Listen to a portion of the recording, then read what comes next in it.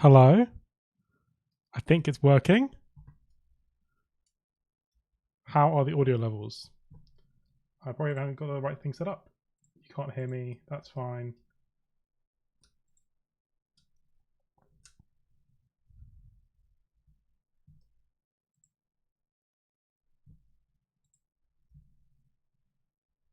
Doing the right mic. Aha, success. Let's see if music works. No, of course music doesn't work. Properties. There we go. Okay. You'll have to let me know on the sound levels if it's all okay, Harry. But I believe that is that. We'll leave that open for chat. Minimize that. Minimize that out. So I think it was stuff on YouTube side that wasn't working. I'll quickly do a Discord post. Harry, can you send me the link for the thing because I can't see it anymore now. It's disappeared off my screen now that I've gone into the.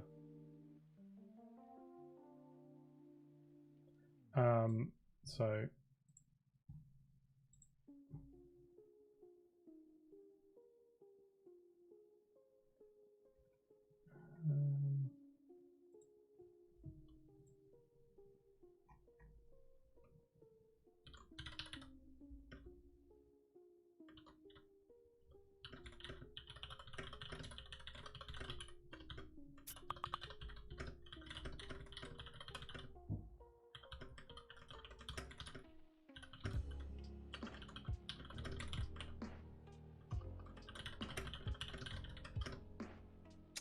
Cool. Thank you, Harry. My ever reliable support.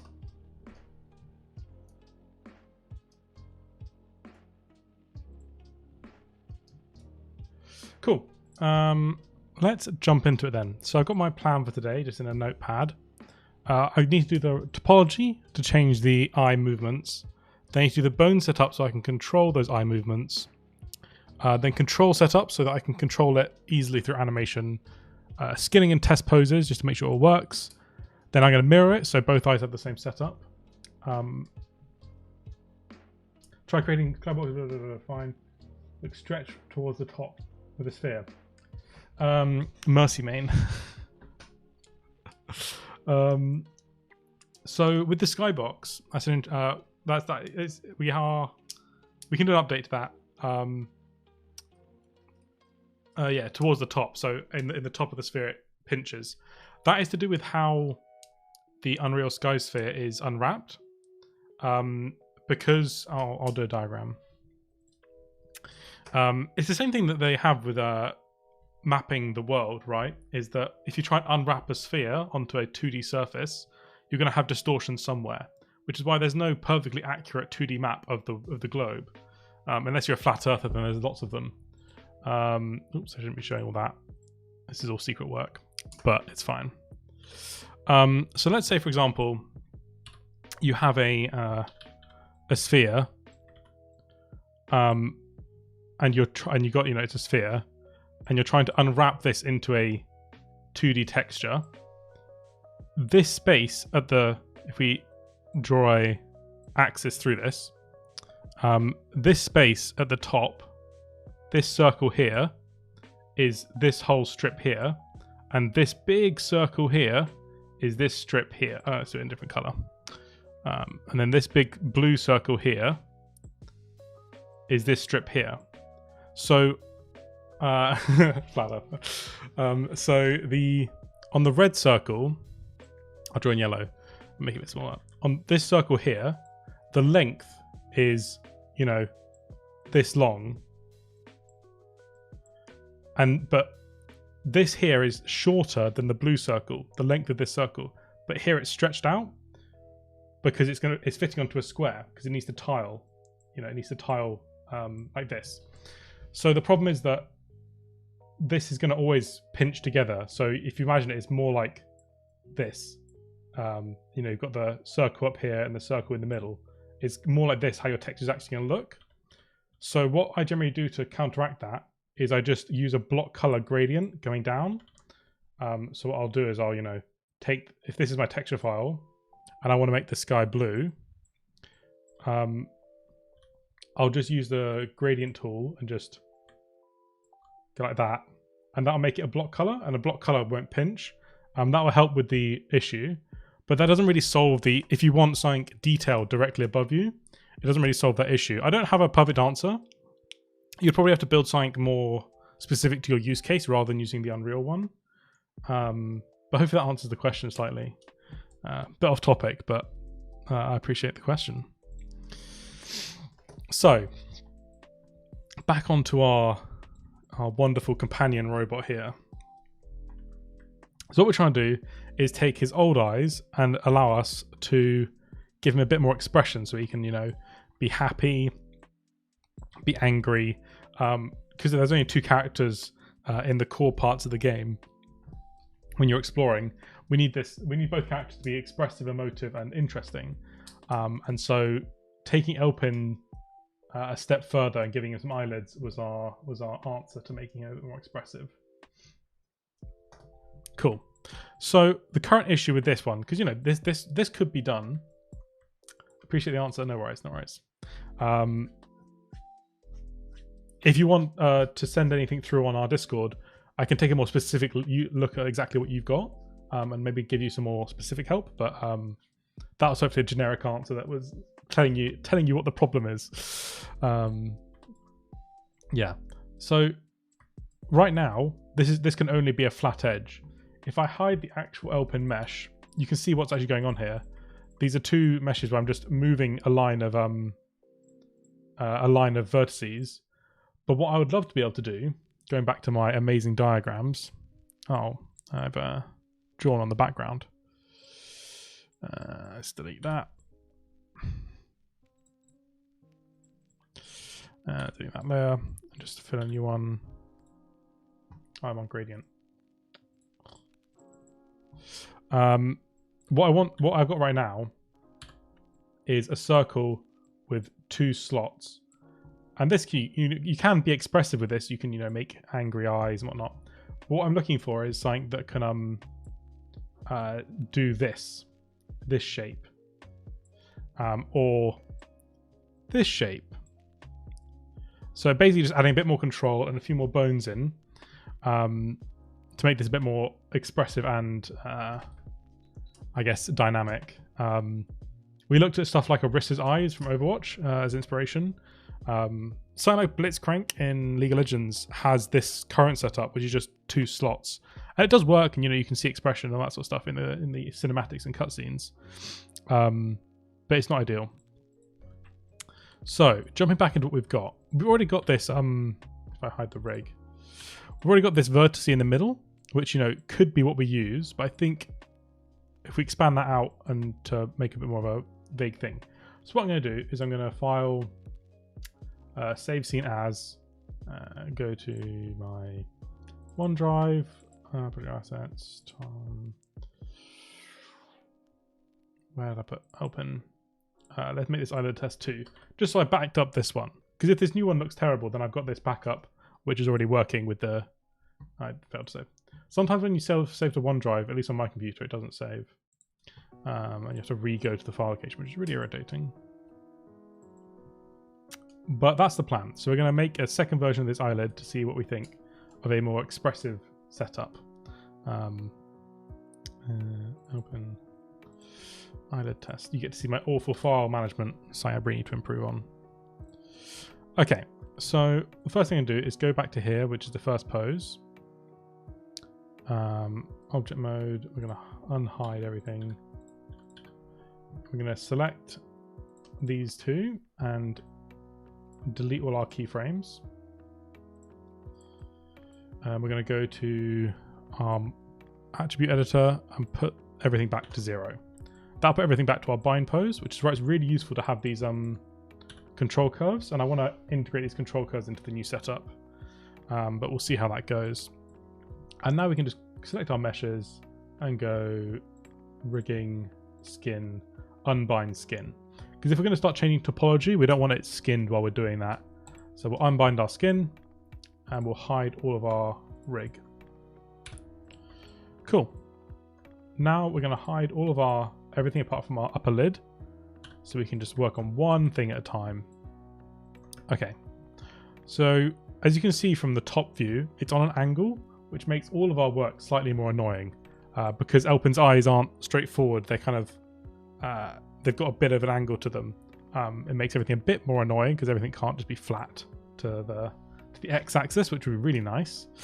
If I was a smart person, I would have set up a mesh for this to read from, and then I could edit it more directly. But I think for this setup, all we're going to need to do is select our edge and bevel it out and create a fraction that's a nice sort of gap like that.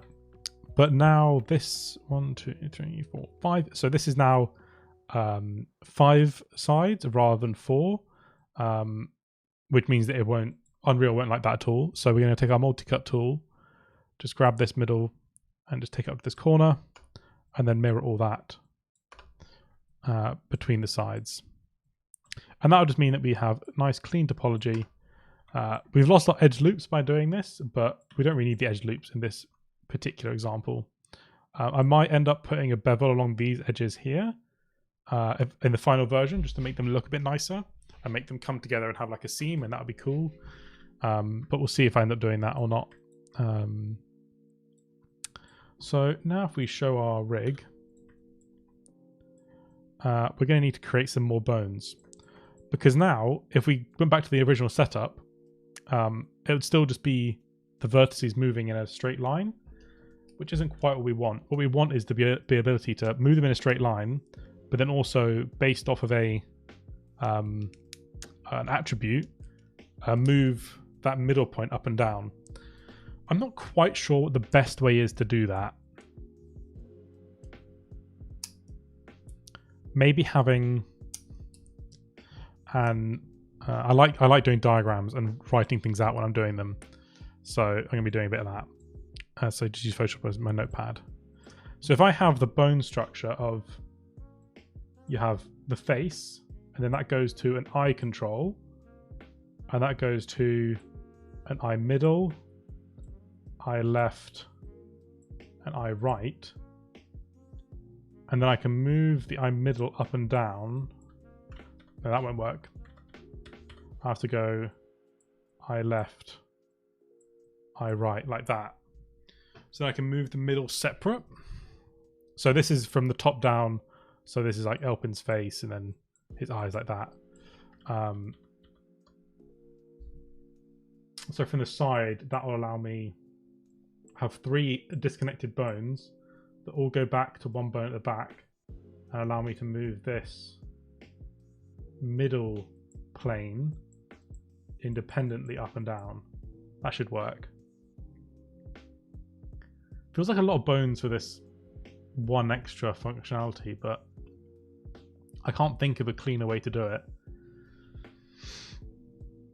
Because then we could control the this bone with our main control, and on our control move this middle's Y value up and down using a attribute.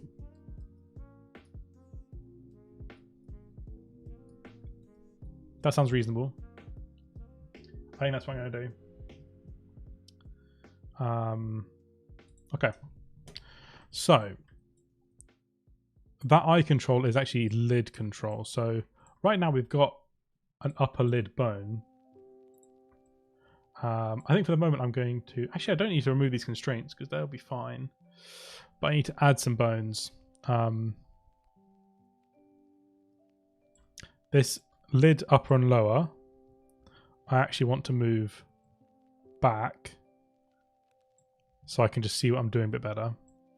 And then we're going to add some bones. Go to rigging, bones. So we're going to need 3 bones. 1, 2, 3. And this is going to be We can unparent these all as well because I don't need them parented. How about unparent? Okay, so we've got 3 individual joints here. They're all doing their own thing. If we look from this angle, we won't be moving them just yet. So this one is lid mid L. This one is lid right. I always do left and right from which way the character's facing, although I often work from the front, so it becomes very confusing. Lid left L. No, this is right. See, already I'm getting it wrong. You want to make sure that you do underscore L or underscore R for all of your... These ones are capital, which is very annoying. For all of your bones. This will mean that you can easily mirror joints across the mesh. I will have to end up re-rigging everything.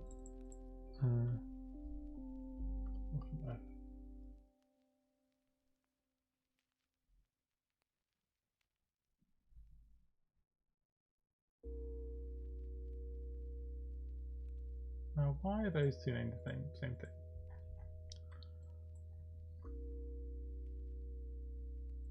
Oh, it's because it's the left. That's why they're not named the same thing. Confusing myself. Okay. So now with these bones, we just need to name this last one. We'll name this lid left L. So I think those are actually the only extra bones that I need for this setup to work. So if we just quickly show our edges, do we actually need these extra bones? Or am I being stupid?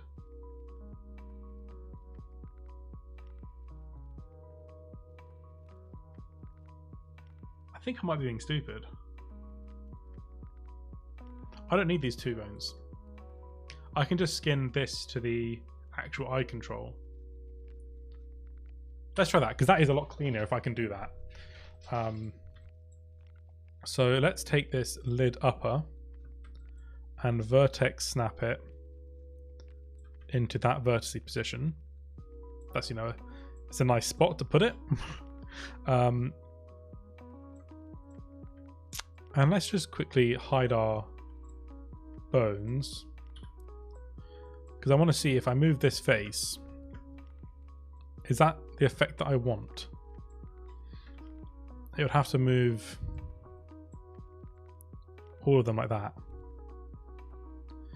I think that's the effect I want. I think they're a bit wide. If I put my movement mode onto component, is that going to move correctly?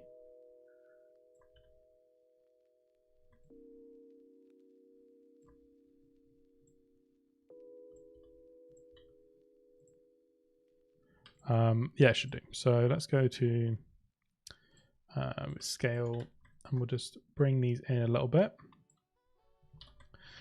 This is now just purely aesthetic choices. Let's do this as object. Am I going to sneeze? No. So if we're moving all those, that gives us that effect. Of course, this edge and this edge need to be hardened. So back up to modeling, mesh display, harden edge. That's because if I show you I'll show you what happens. So if you move that up, the shading, if I take off this, you can see that edge there. If I take those edges and put them back onto soften edge, you get a very strange soft effect, which is great if you want that, because it means you don't have to have all those vertices to make it soft. You can just do it with the shading. But in this instance, we want it to be a hard edge because it's mechanical. So let's just undo that. So those 3 are going to be rigged to the lid mid, and then those 2 and those 2 will be rigged to the eye, and that'll be parented to that, so that'll all move. So let's just check how that moves. So if we select all of these, we can open and close our eye. If we rotate, things move how we want them to. I think what I might do is move this all the way up here.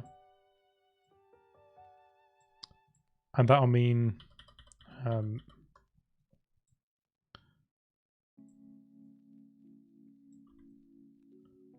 that means that we won't get as much distortion. Do we actually just merge them? So just take this vertex, snap it to that, select those two vertices and edit mesh, merge to center, and do the same on the back. I don't see why we need those extra vertices there, so might as well just get rid of them. Edit mesh, merge to center. So now when we select these two, there's only two vertices there. Yeah, cool. So this should work even better in the plan. So what we'll do is we'll re-show our rig and we'll position these to the places that we want them.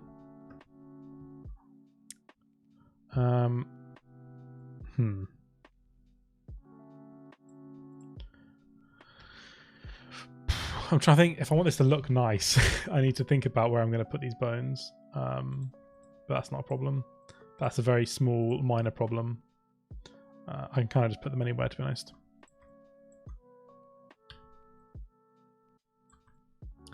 We'll put that there, we'll put that there. Cool.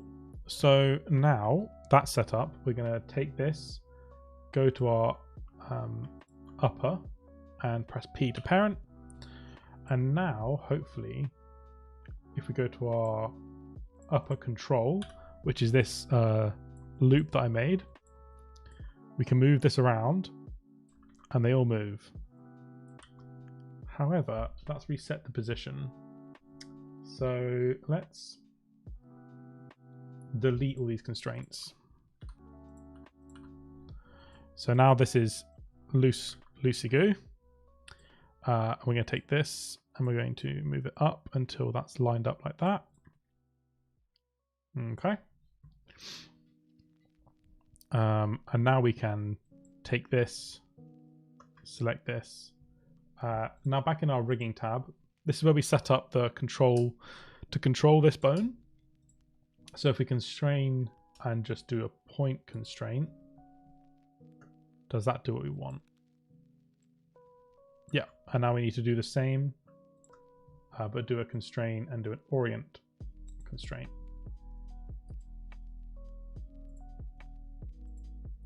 Does that work? That did not work. So that didn't work for some reason. Oh, it's because I was doing the...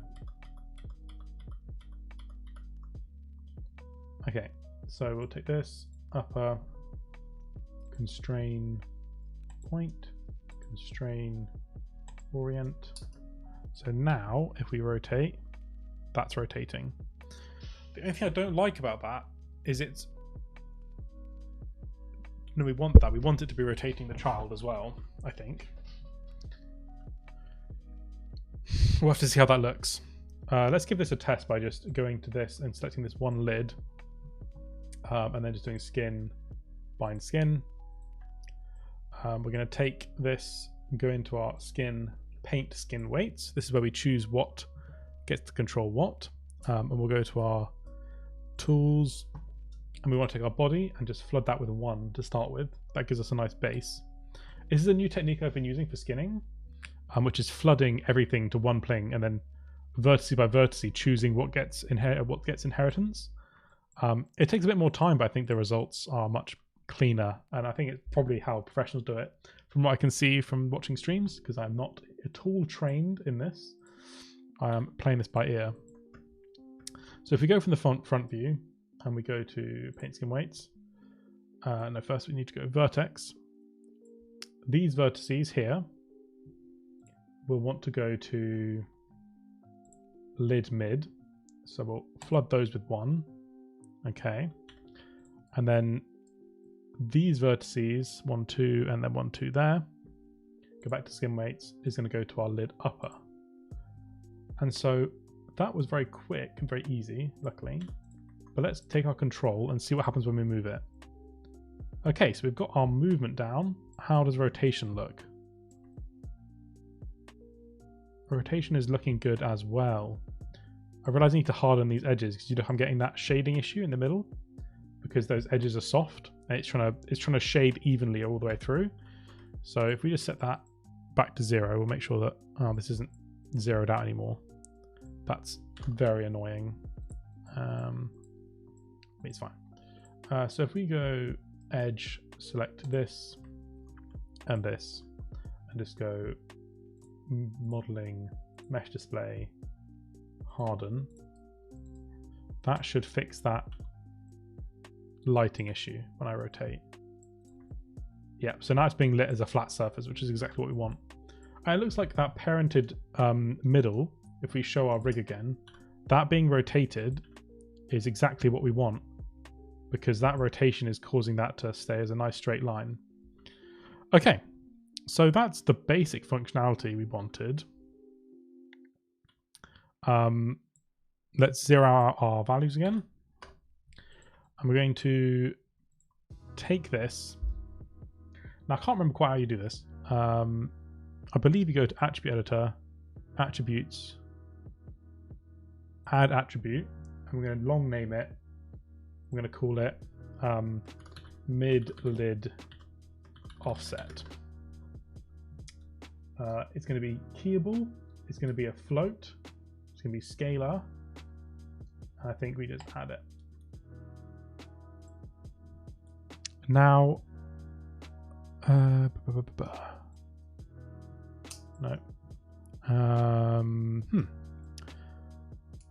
Channels. We want to go up to Windows, General Editors. What's there? Connection Editor. That's the one. So on our inputs, we want to reload right. We want to reload left. This mid left offset, we want to go our lid mid, translate, and which translate is it we need? That's X. That's it. So it is Y, as I suspected.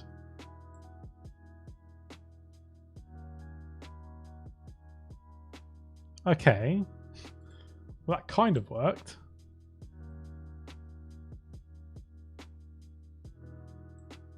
But on 0, it's been moved. So that's a little odd. So if we show our stuff.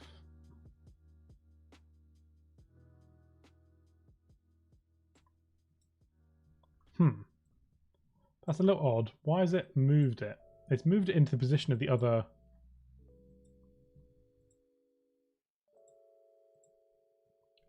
So translate Y. Oh, it's because the translate wasn't zeroed out. Okay, we'll try and do a quick fix to this problem, because what's happened is this is setting this mid diff value to 0. So if I just undo these things until I move that back, because it's automatic. So this bone that we're trying to control, this bone right here that moves this lid mid, already has a translate in it. It has a minus 0.779 translate in the Y value. And what that basically means is that we can't control its position Y without with a direct value. So I've got two options for fixing this. You fool. Thanks for that, Harry. Two options, which is one, setting up the unparenting it and making it zeroed out and then trying to reparent it. But I think that might just re-give its translate values, which is a bit annoying. But if that doesn't work, then the more complicated option is to make another control. So another one of these these zeroed out lovely curves that I can use to move stuff just for this middle bit, and then controlling that with this control, and that will allow me to better move that without having to zero everything out. But let's try the zeroing out first. So we need to unbind. So skin, unbind our skin. This is why I'm only rigging this very little bit, because it becomes very annoying if you start rigging the whole thing and then having to change stuff. So doing it bit by bit is definitely smart. So if we unparent this and we go modify freeze transformations,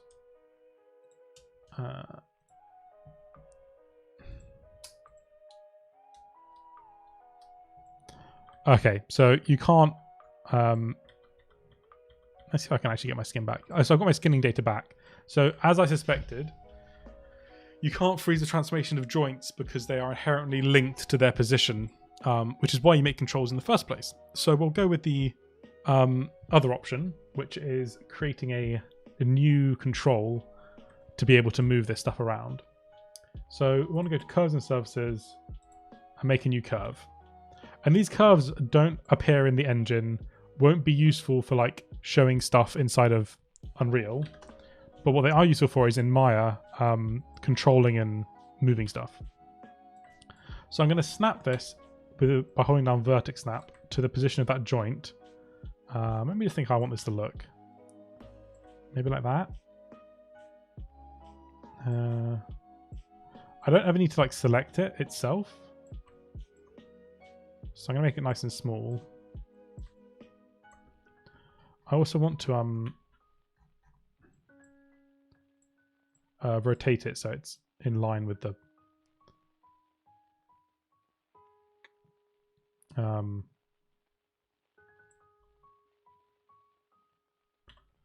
yeah, that's good enough. And now we're going to modify freeze transformations. Now, has that reset it? Yeah. How would I do this for the other one? Oh, I just did it by hand, didn't I? So if I modify freeze transformations and then press D to modify its actual what's it called? The thing with the arrows. Jesus. But yeah, so we're going to do that. So we've now got control here. We'll name this upper lid underscore L underscore control. Okay, that doesn't work because we've already got that. Upper mid lid L control. And we're going to just first try just parenting it. So now when we move this around, that all moves according to the plan.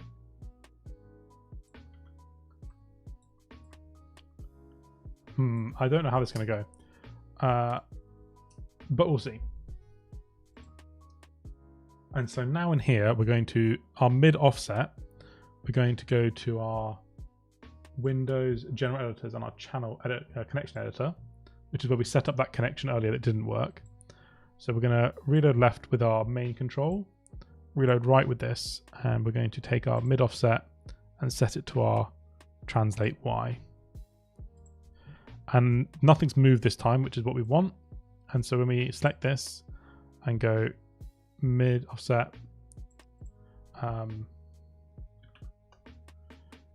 and do that, that's all working.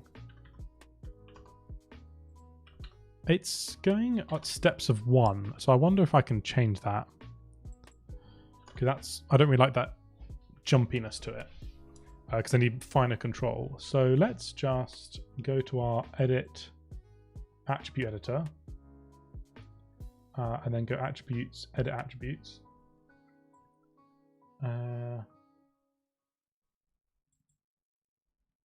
It just seems to be... It is a float though, so I don't know why it can't have points.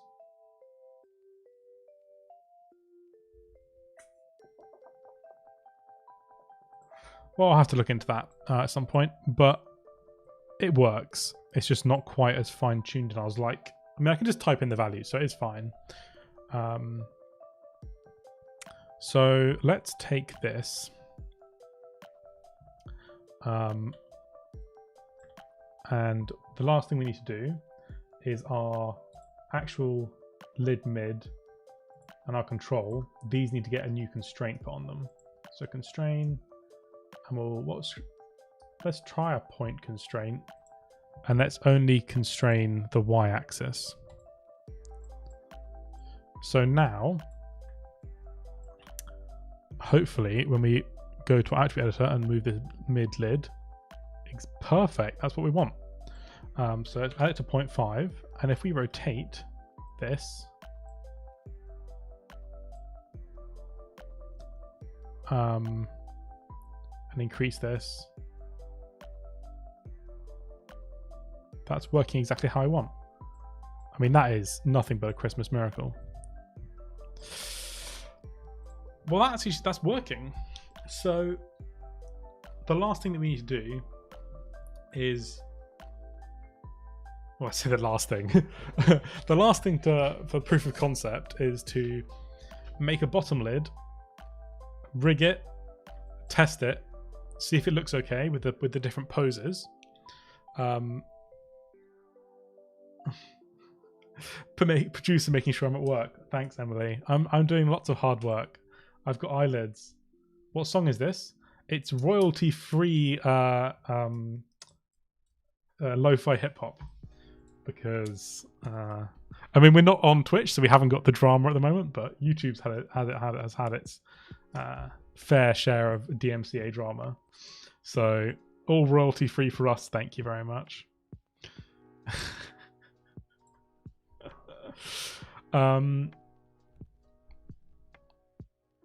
Okay, so all we need to do now is mirror our eyelid, mirror our joints and joint setups, and our control setups. Reskin everything with the full mesh this time, I think, so we can see how it looks with the eye. See if we like it compared to the old version, because the more I see it, the less confident I am in this version, but maybe it'll look great. I think I was planning to be able to have it, going back to my wonderful diagrams, so I could do, if I go back to our brush, I think I was planning to be able to also do stuff where it's at an angle, but it was like this. And I don't know if this is going to look good. I think it looks good when it's on a horizontal, but as soon as this chink is on an angle, I don't know if that looks good. I think I'll use this method.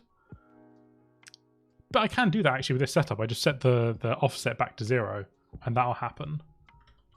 So I think this is fine to go ahead with. Yeah. Cool. So we need to unskin this. So skin, unbind skin.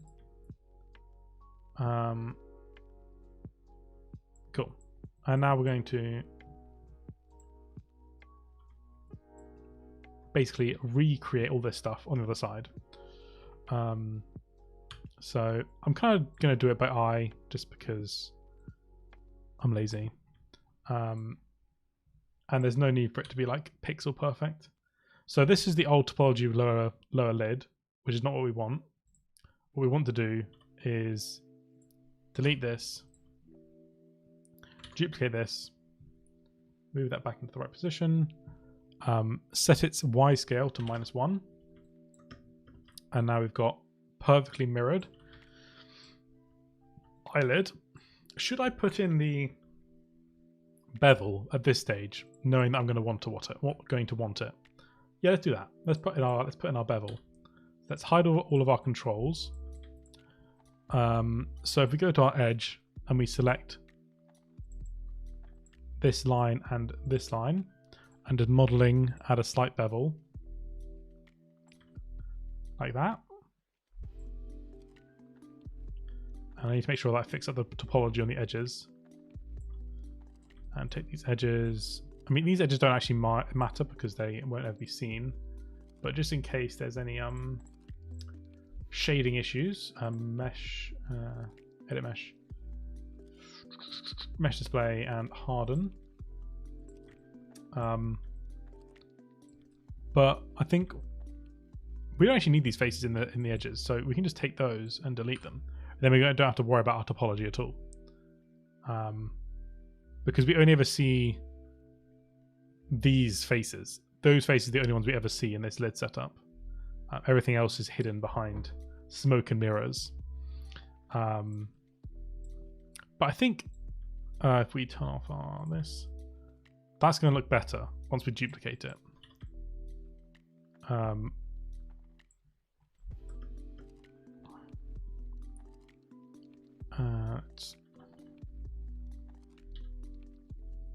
like how that isn't quite lined up. Like so. And let's move the pivot point into the center. And we're going to now do our duplicate. And should I unwrap it quickly as well, just so we have that data if we want to texture it later on? That'd be the smart thing to do. Okay, so UV. Let's see what we're working with currently with the UVs. So currently, this is our wonderful, wonderful UVs. Why are there so many squares? Interesting.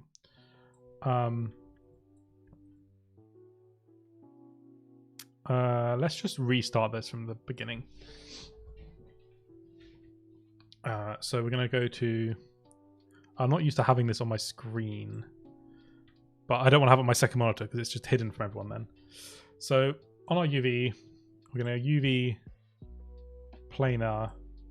I think we want the y-axis or x-axis. X-axis. Make that into a rough square. And now we're going to go to our edges and we're going to cut this and cut that. So we're going to go to our cut and sew, cut, UV shell, select, and go to our unfold, and unfold along will probably be the best option for us. Because what I'm going to do, once I've unfolded everything, I'm going to rejoin them all back into one UV so the texture wraps all the way around so we don't have any seams. But that's a process. And so then this middle UV, we're going to make a new planar mapping setting and go for the y-axis and make that nice and wide. And then just accept that and unfold. Why has that gone into a point? Let's just... that's not quite what I want. Let's try and unfold along. Unfold along worked. Cool. So now the key part of this is on our UV editor. I don't want that full screen. Let's go. But you don't need any more planar, so we can close that down. So on this, what we need to make sure is that the edges all match up. So if I go to edge, this bottom is that bottom there. So UV shell, we'll flip this around, go like this, put that there, put that there. And then we'll check the edges over here. So all the edges now line up in terms of like vertical positioning. We need to do some work on making sure that they line up horizontally, but that'll be fine. For the moment, let's just turn our grid and see if they're all matching up in terms of grid sizing. Pretty much. I think this could be a bit wider. Maybe not. Yeah, that's fine.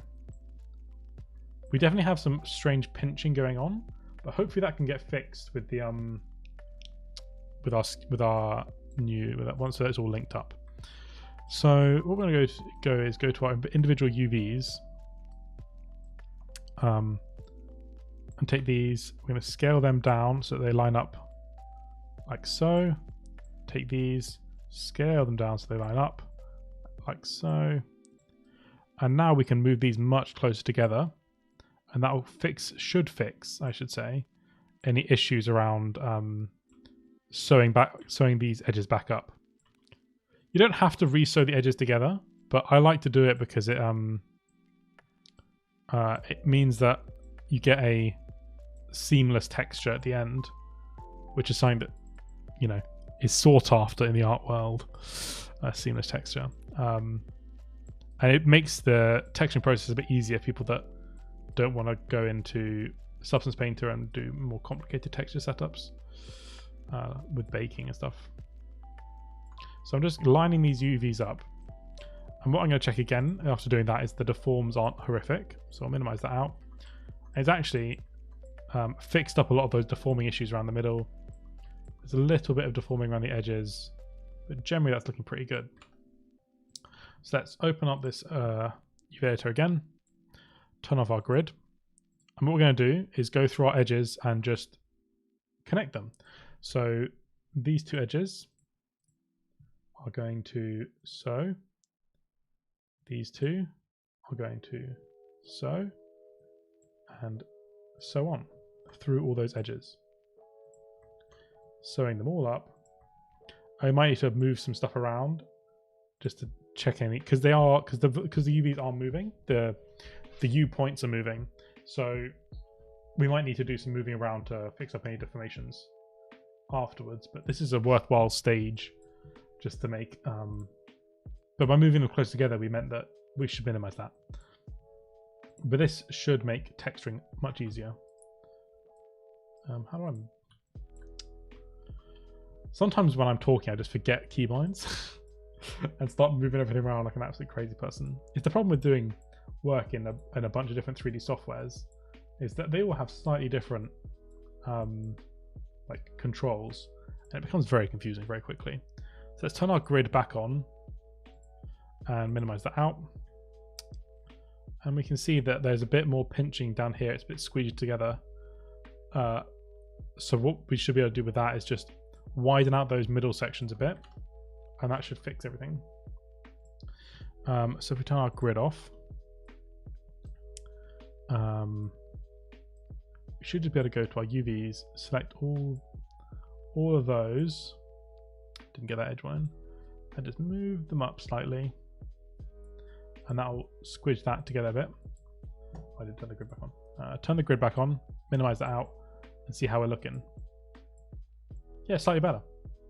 And I mean, this is very small in terms of scale, so this UV setup is more than enough, and it's one island, so it's very easy to texture.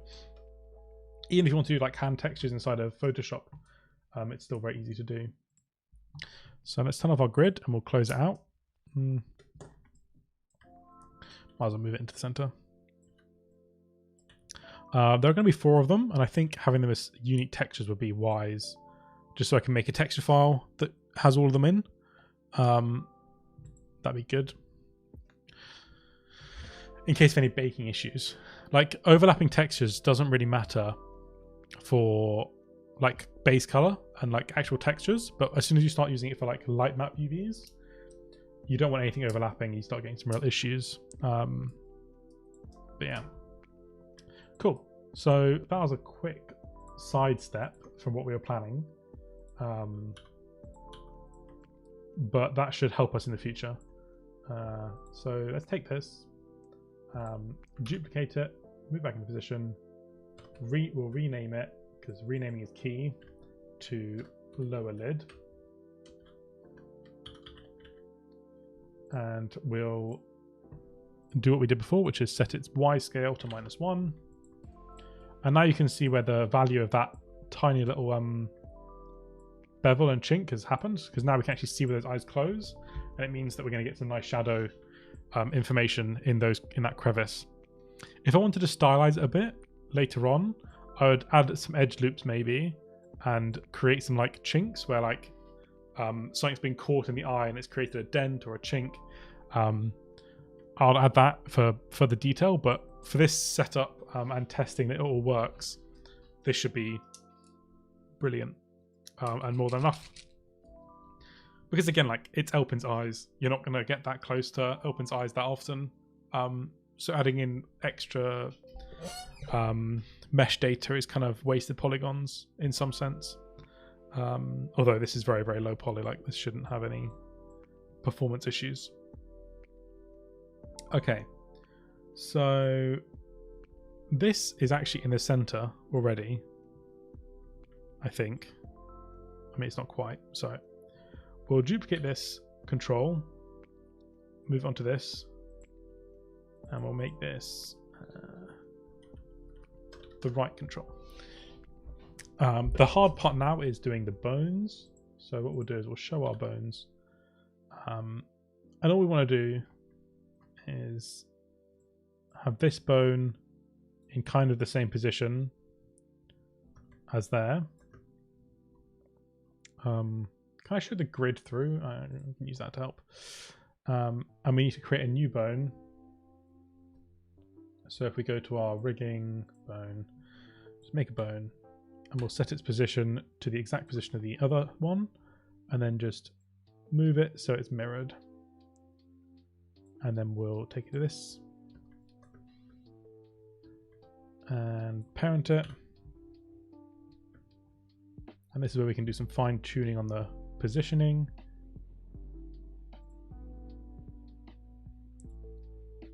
This can be moved in quite a bit actually. And this one, if you're on a bone midway through a chain and you want to move it independent, because if I move this right now, it'll move both. If you want to move independent, you can just press D and then you can move independently. That's really, really helpful. That's not quite what I wanted actually.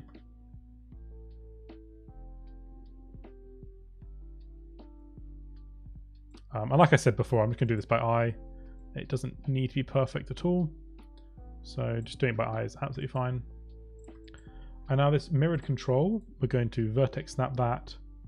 If I hide the upper lid real quick, we're going to vertex snap this into position. And we're going to have to modify, and I'm going to be smart, hopefully, freeze transformations on only the translate, and that should keep our nice orientation so it's still in line with that slight turn that's there. Okay, so let's unhide that. So that should be all of our rigger controls in position, but we need to set up the constraints again because actually I should name this, shouldn't I? Lid, mid,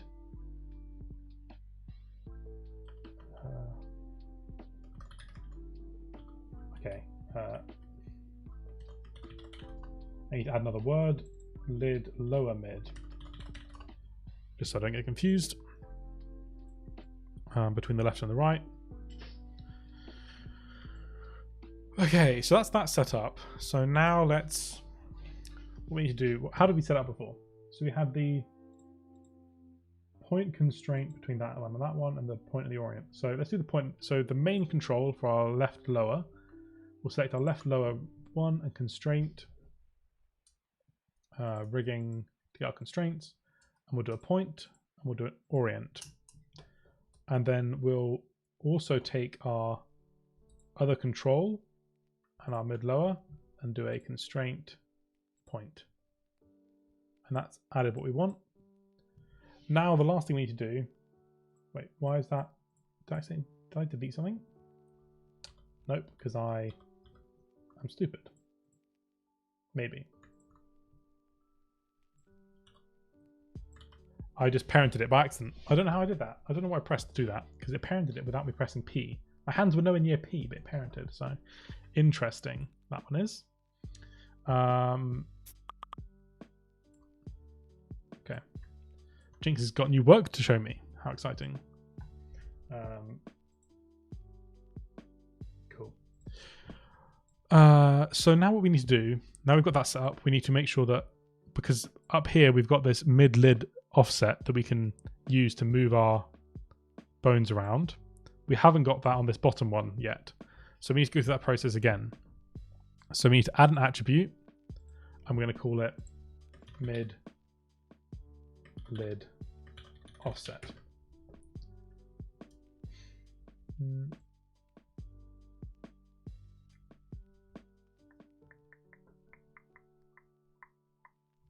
Okay, I can't see any settings here to change how much it works per tick. So I guess we'll just have to type values in by hand, which is a bit annoying. I might be able to look it up at some point, but there's no clear way for me to do that, which is annoying. So now we need to go up to our Windows connection editor. inside of general editors. And this is where we can set up that control again from here. So reload left, reload right. So our mid lid offset is going to control the Y translate of that. So let's test this on this lower lid now. So as we scroll through our mid lid offset, that's working as intended. And so if we select them both, what happens? It only does one of them. Interesting.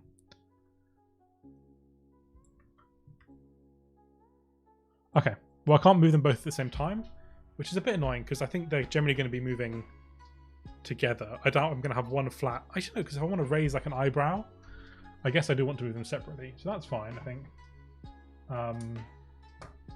I think that's the eye control that we need. What can't I unsee? Oh, Harry, is there talking in chat? Laughing about assets. Cool. I need to mute Slack while I'm working because it's going to distract me. While I'm streaming, at least. I can't mute it while I'm working because it's, you know, work. So the question is, do I test rig this, or do I just go for mirroring and then rig it all at the end?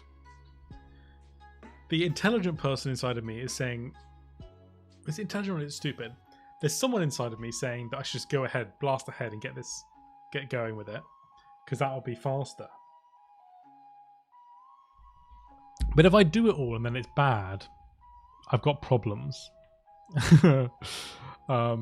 So for some reason, that's meant that I'm going to go ahead and do it. So I want to select this face. So lid upper and lid left. Let's do it one more time. So rigging, skeleton. I haven't mirrored joints that often. Mirror joints. Orientation, behavior. Nope, that's not right. XY? Yes, XY. And then we'll do this for the lower lid as well. Orientation. And that's renamed everything with the... So this is where you get really useful with the underscore R's, because everything gets renamed. It's kept the constraints on there, which is a bit weird. So if I move this, will it move both? No. So if I just delete these constraints, because they don't do anything anymore. And then the right, these constraints. Cool. Let's turn on our L-P1N mesh, so we can just double check that these are in the right position on both sides. Yeah, so they've positioned them correctly. That's wunderbar. Poor L-P1N's got no eyes, so that sucks to be him.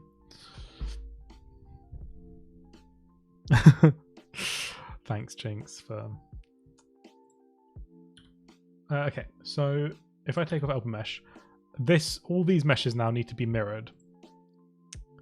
So let's just be, for the sake of speed, we'll name this eye left.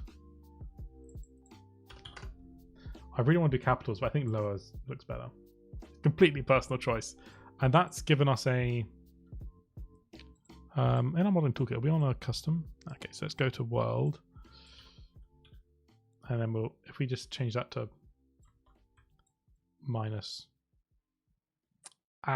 Okay, so we need to, because this, for some reason, L-P1N's eyes aren't on the middle of the axis for some reason. I could maybe fix that when I'm rigging, but we're not going to fix that right now because that seems like a silly thing to try and fix. So we're actually mirroring it from the face. So what I'm going to do is I'm going to move the group that I just made. I'm going to move its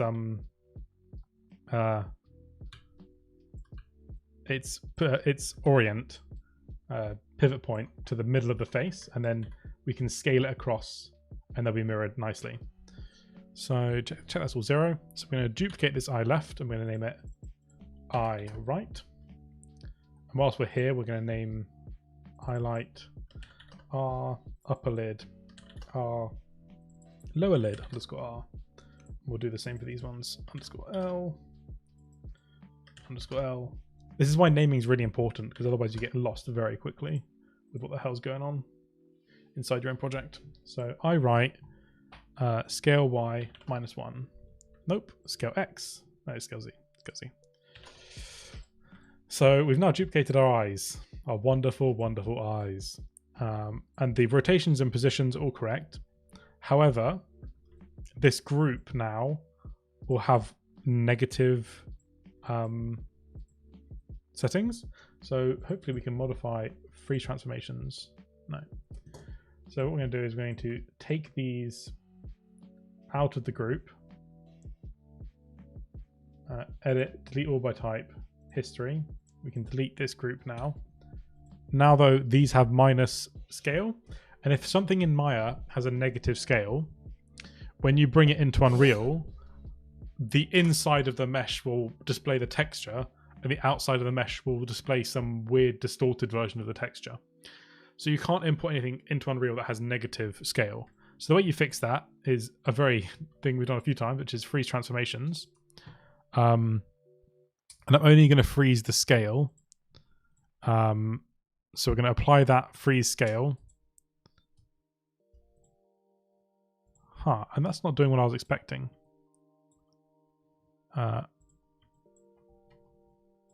It's done it on the eye bit, but whatever. So if you get this thing where your texture, your forward faces get reversed in Maya, you can just go up to modeling, mesh display, and reverse, and that'll put them back to correct. For some reason, it's because for some reason it's there we go. Now it's doing what I was expecting. Why is it? Rotate, it's minus, that's fine. So for some reason the bottom lid isn't doing it, but it seems to be okay. So we're fine. If it is an issue later on, I can always re-import the mesh with different settings. That shouldn't be a problem. So reverse, mesh display, reverse. That was all back to correct. 13, 13, 1, 1, 1. Okay, so it should all be correct. And it should all be fine. I could import it into Unreal quickly just to check that it all looks okay. And we haven't got weird inside out meshes. I'm going to do that quickly actually. So file, export selection. This is unrigged. It's just so we can unrigged. Just so we can make sure that it looks okay inside of Unreal. Let's go to my playground level.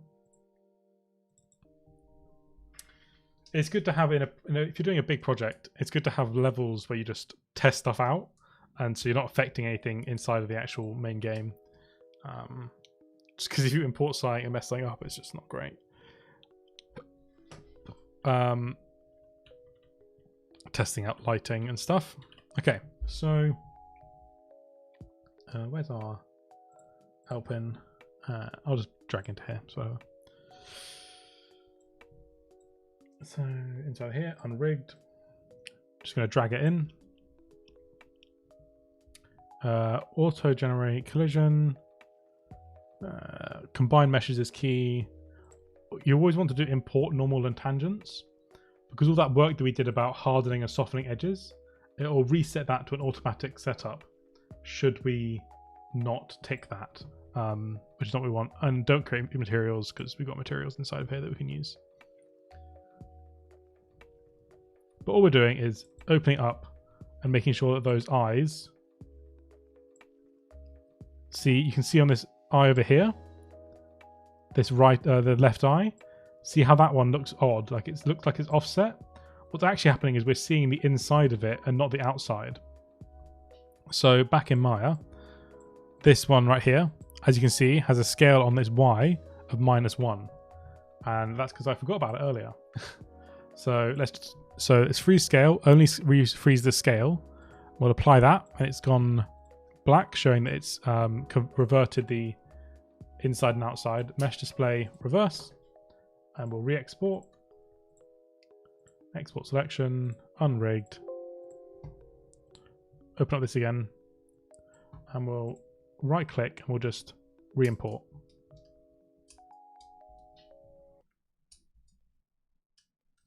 We'll save all. And now those eyes are set up exactly how I want. I'm really happy with how they're looking in Unreal actually. If you see that little bevel we added is adding so much to the closing of the eye, it's making it not a perfect seam. I think that's really nice.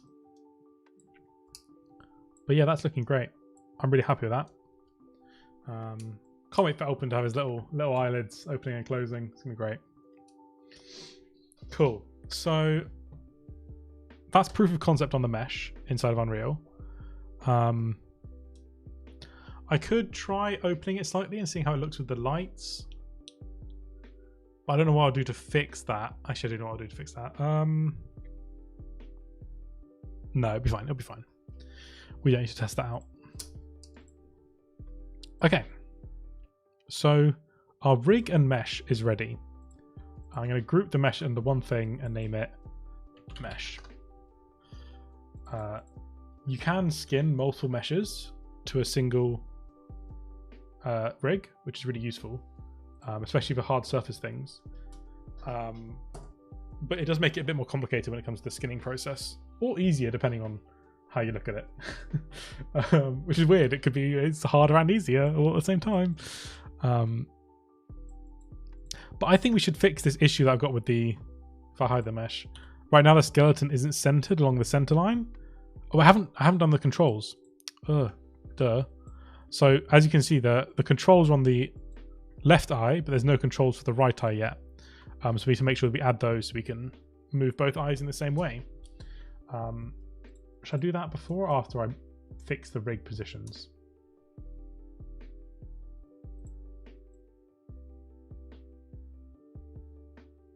I don't know. Can't decide.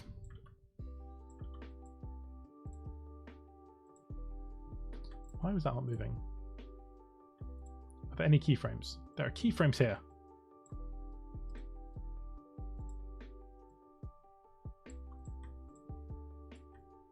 So this root plus this plus this plus this, looking down from above, or is it just the upper that's wrong?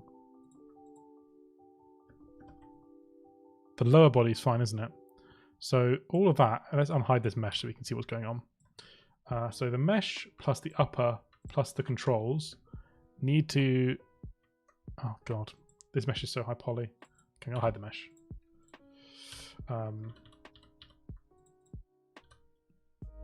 So we want to make that's all centered up on the center line. So let's select all the bits. And we're going to move our pivot. Oh god, what have I done?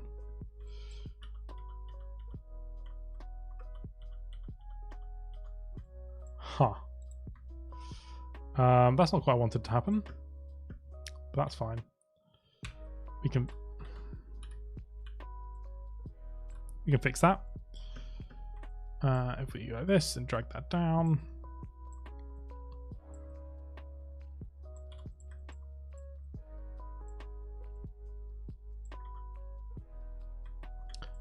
What we're going to do... How am I going to do this? That's not working at all how I want. Why is the... annoying. Maybe it won't be as easy as I thought. So if we take our upper body and move that so it's snapping into the center, what we're moving is it's moving all the translates for some reason. So if we're translating it,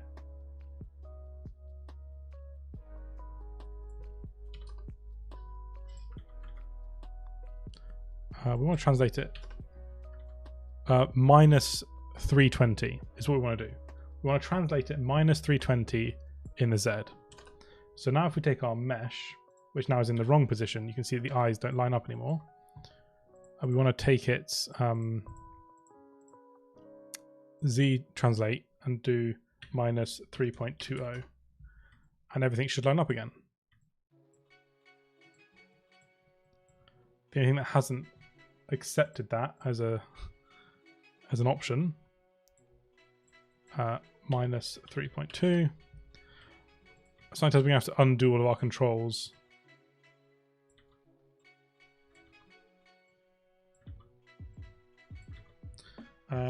Okay, so there's some issues there with our bottom control not working. So what we're going to do is take all of our constraints and delete them all, because I've messed something up. And so when you've messed something up, it's often better just to restart. So if we modify freeze transformations on just the translate, you can't do that because it has a connection. So I'm going to have to, if I just unparent these, that's what I want to do.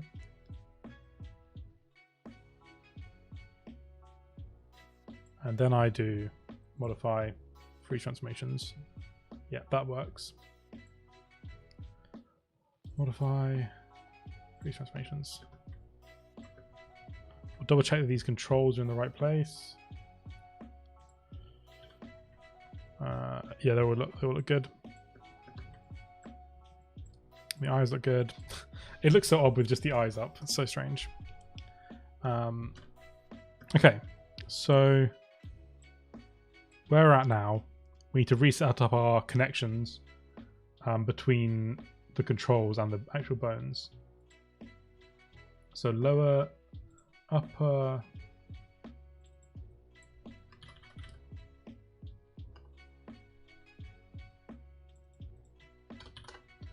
I didn't like how they were named. They were named incorrectly.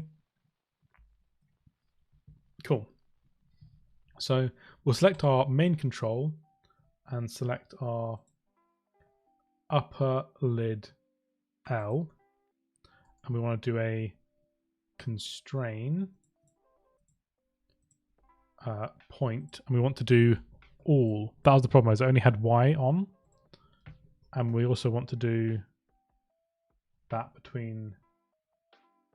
We'll do constrain orient as well, and then we want to take this one, select the L lower, and do the same. So apply an all.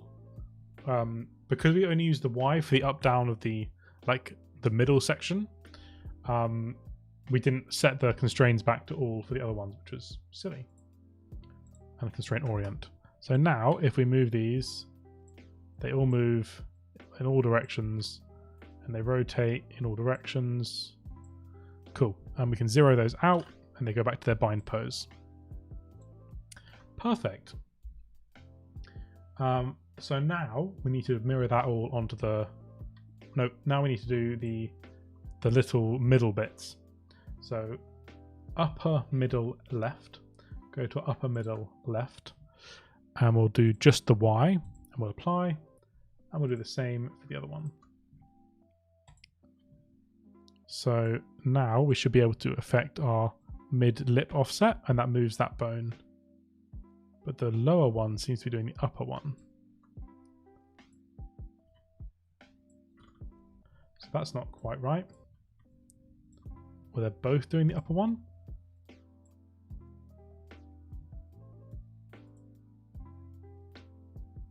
So all it seems to be is that the controls are misnamed because I've renamed them and I didn't name them correctly. So I should just be able to swap those around, and now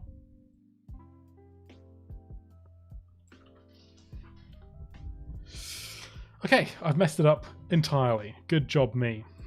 So let's delete these constraints that I just made, because it's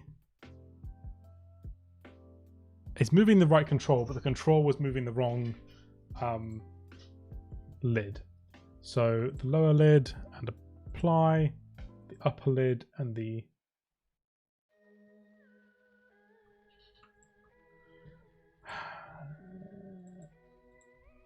This one's misnamed as well. So now hopefully this should move the lower one. And I can't move it because it's been constrained, so yeah. So now everything is moving correctly. Whew, that was a bit harder than I was expecting to redo. When you do something too many times, I guess it gets harder. That's what I'm going to say at least. So now these two controls, we need to duplicate them over to the left. It's not quite as easy as duplicating bones. I don't think you can't just mirror them. So we're going to just duplicate them, group them, and then scale them to a -1 scale. And then we're going to ungroup them, edit, delete all by type history, delete this group, and these.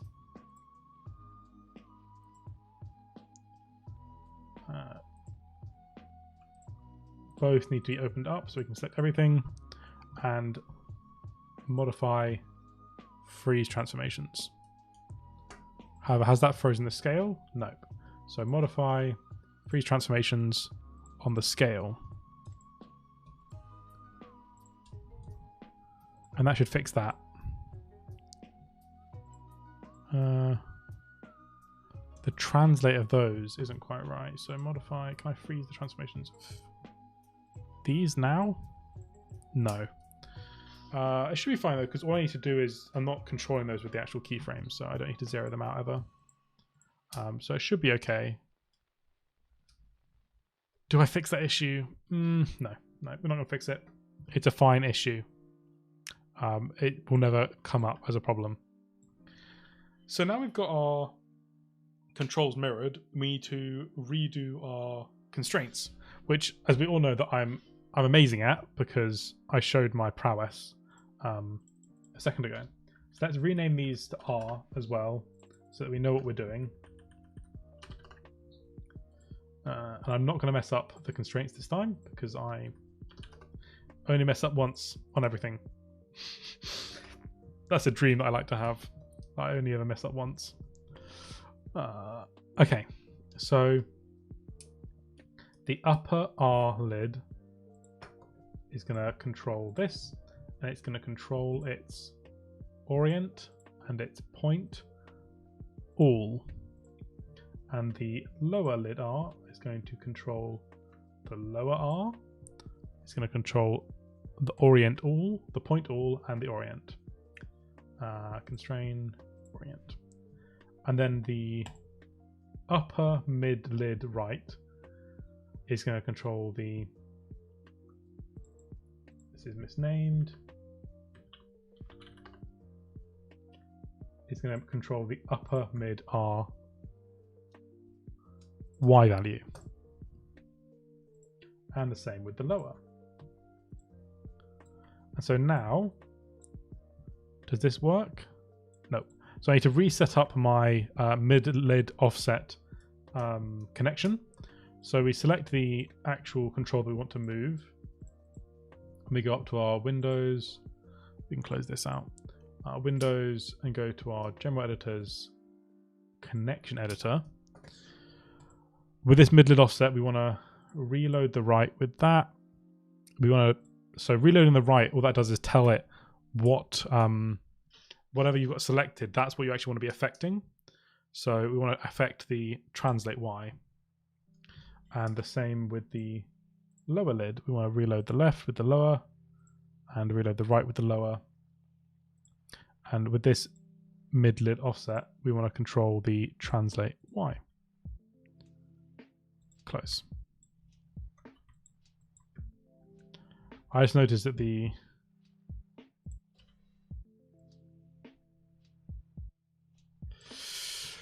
orients for these controls aren't right. So what we're going to do is we're going to hide everything else,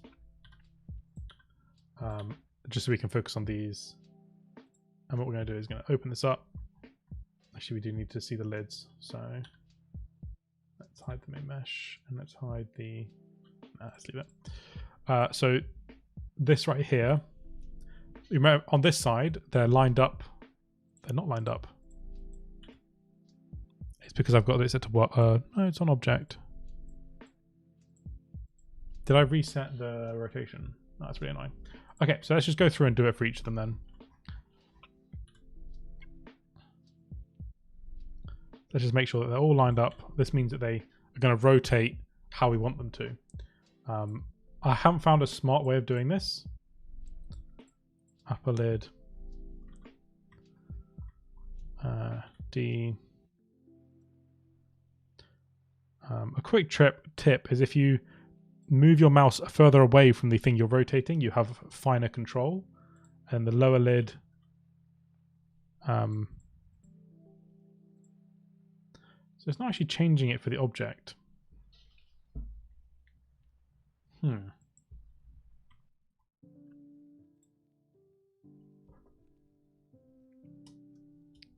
I going to have to use a custom rotator every single time I rotate stuff? Surely not. Surely not.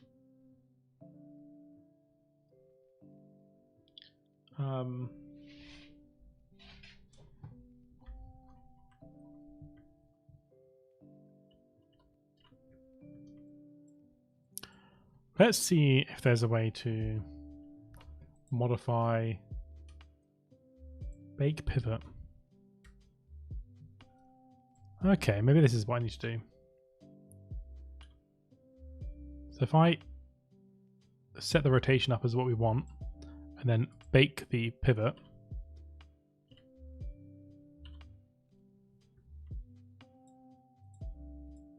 it's giving it a rotation though, which is not what I want at all. But I guess the rotation in the Y I'm never going to change. If I go to modeling, and go to object. I guess I'm just going to have to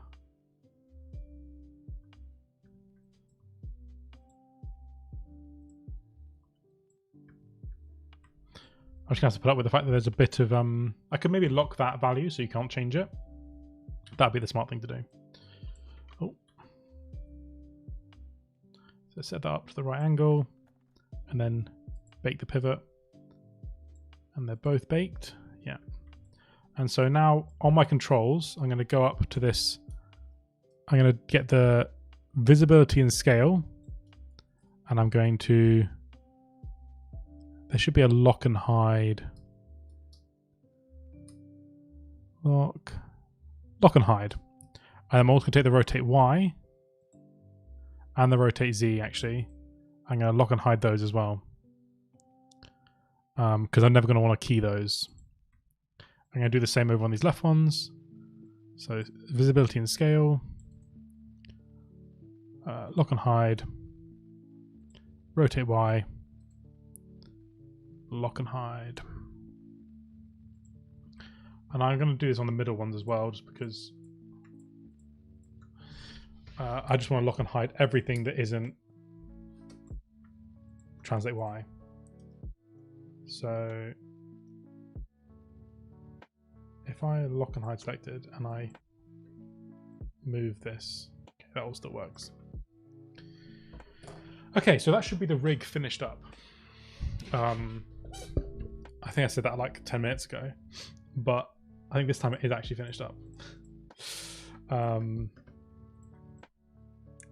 let's unhide our meshes and our stuff. Huh. That has done weird things to our middle eyes. Is that because we... okay, so let's hide the mesh. So let's go through these.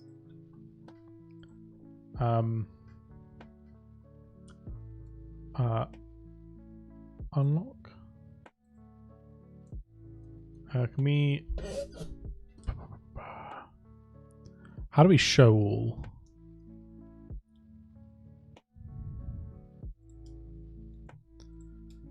Channels.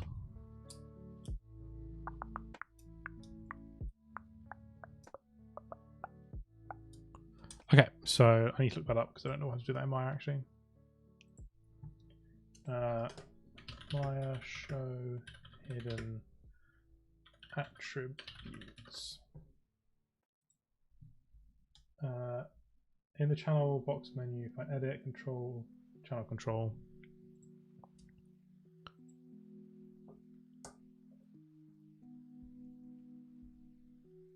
In the channel,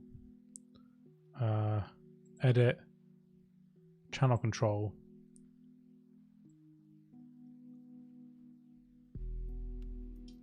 Non-keyable hidden, okay. So I need to go back and find, so it's going to be called translate.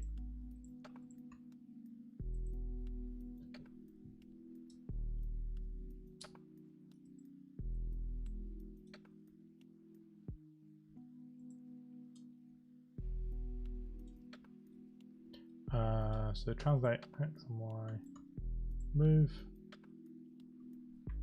Has that fixed the issue?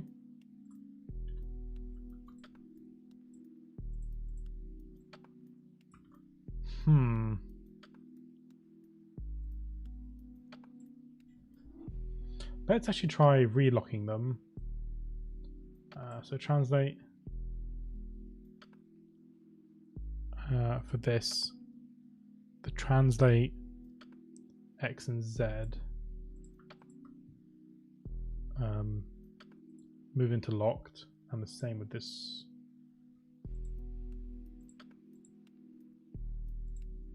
Cool. So that's that. Let's try just removing the constraint quickly. So on the right.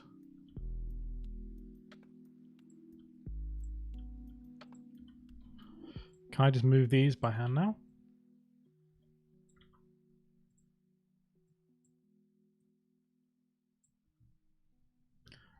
Let's just move these by hand then into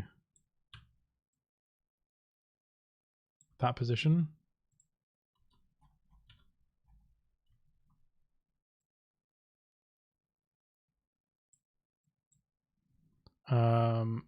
Okay. And then we'll take these two and move them into that position as well.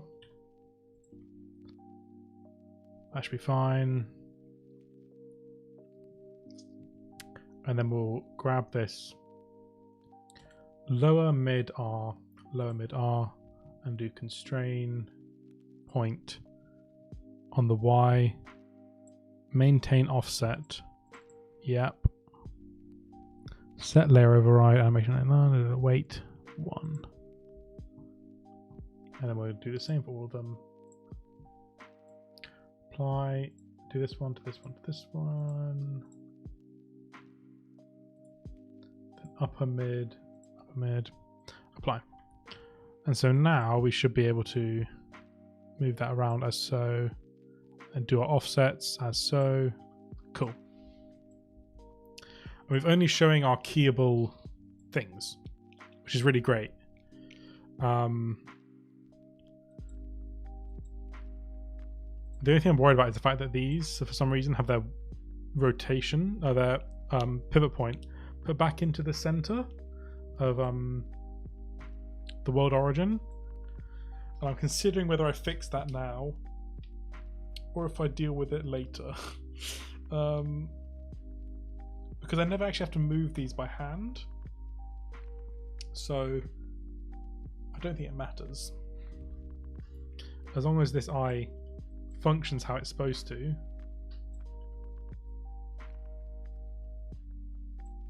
You know, the offset works. Yeah, I mean, everything works as it's supposed to. So I think for that situation, I think we're fine. So I think we now rig the whole L-Pin and put in some test poses and see how we can get these eyes looking. So let's show the L-Pin mesh and take this whole mesh and take our root for our rig, and we'll go to skin, bind skin. I'm not going to bother you showing the options because I've just left them all as default. Fix it now, eyes emoji. No, it doesn't need to be fixed now because I'm never going to have to touch them again. So it's fine. So with this, I now need to go to our mesh I'm going to go to paint skin weights. So skin, paint, skin weights. Open up our options, go to our body, and we're going to flood everything with 1.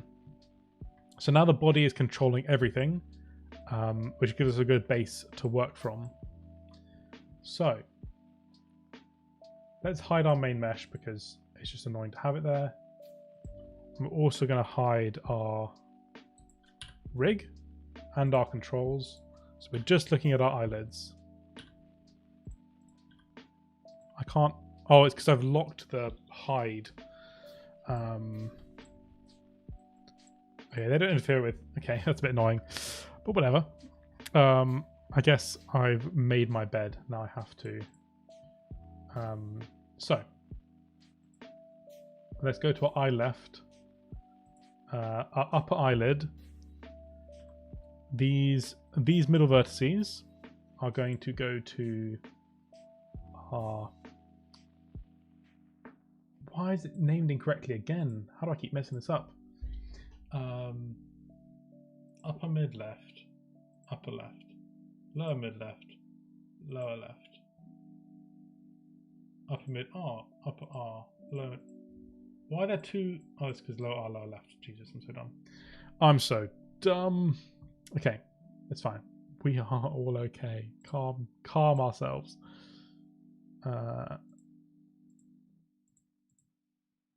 So upper lid left is what we want to be. What we want to be editing. We can hide our channel now. And these middle vertices, if we go back to paint, are going to be upper left, and they're going to be upper left mid, and we're going to flood that with 1. And that's all we need to do for that bone. Now we just need to go to our vertices, select those ones and those ones, and make sure we haven't selected any of the wrong back ones. Nope, we're all good. And we're going to paint it onto upper left flood. And that should be how we want things to move. And now we just need to do this for all of the eyelids. So vertices, so this is lower left, mid, I'm going to flood. Vertices, select these ones and select these ones. Double checked I haven't misselected any on the back. Nope. And we'll go to paint skin weights and then lower, flood. Now the right eye, vertices, right upper, mid, flood. Vertices, select these ones and these ones. Double check I haven't misselected on the back. Now we're in a rhythm. And flood. I'm going to do the same thing for this lower one. So take this. Lower right, mid, flood. And then don't misselect any. And then lower R, flood. Okay, so that should be all we need to do for skinning the eyes. Which I know doesn't sound very pleasant. But that's how the cookie crumbles. Now let's try animating some poses. So the first thing I want to do is key this in as a base pose for our controls. So this is eyes closed, and then we'll go to 10 frames in, and we'll change this to eyes fully open. I'm going to work from the front view just because I can. We're going to open up our eyes with a little bit of lid still being shown. I guess I should be looking at how much I'm doing. So this is getting moved 3.6. So if I take this bottom one and move it minus 3.6, we get this nice robotic perfect look. 0.6. And we just key all those in as well at frame 10. We have eyes opening. Wonderful. And now let's try an angry pose, because angry poses are fun. So we're going to raise up this little bit. I'm going to rotate it and then move it to make sure that everything slots in. Move this down, rotate, move, move. So I should be able to mirror these across so that both eyes look exactly the same. So 0.2 would be minus 0.2. 1.35 would be minus 1.35. Wait, is it? No, because this is still the top one, so it's not minus. 0.2 is 0.2, right?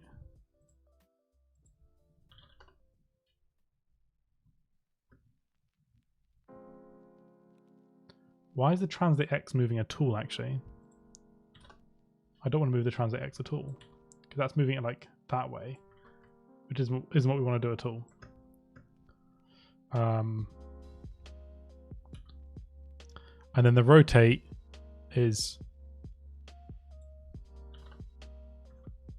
so minus 1.6.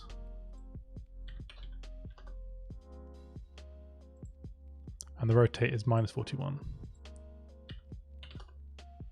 So this is where we get the reverse stuff. Oh god.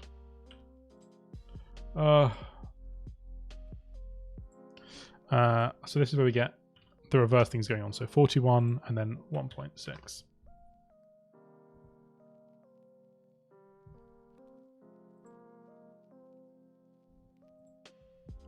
Is that right? I think that's right. We just need to do the same thing for the bottom one. So minus 0.2. This feels like a very slow. Is there a way I can speed this up? Minus 1.4. 19. I'm trying to think in my head if there's a way that I could make this faster as a process. Oh, look at Angry L-P1N. He's looking great. Angry L-P1N. Okay, let's go to 30. And let's give us a happy L-P1N. This is where we're going to first test out our new eye setup. So first thing I'm going to do is zero out everything. I'm just going to raise the upper lids slightly. So I'm going to raise the upper lid by 1 and 2. And then raise this one by 2. And then make our offset 0.5. Or let's try 1. Let's go a bit crazier just because we need to test out if this looks good. And then we make this one 1 and 1. And then we key that in by pressing S. See, this is why we added those. All of this afternoon's work has been for this screenshot right here, the happy L-P1N. Oh, my mum's calling me, but I am busy, mother. Cool. So we've got a happy L-P1N. Actually, that actually has been worth all of this afternoon's work. Look at that. That's great. Do I want to make... I think this is enough to just import this in to Unreal and just have a look at how we're looking. I think just to test our style, I want to open up our Windows Animation Editor's graph editor. And on the left eye, shout out to Tom's mum. I know, right? We need to shout out my mum, to be honest. Like, let's be honest. Okay, let me mute and answer this telephone real quick because I'm getting called. I'll be back in 1 sec.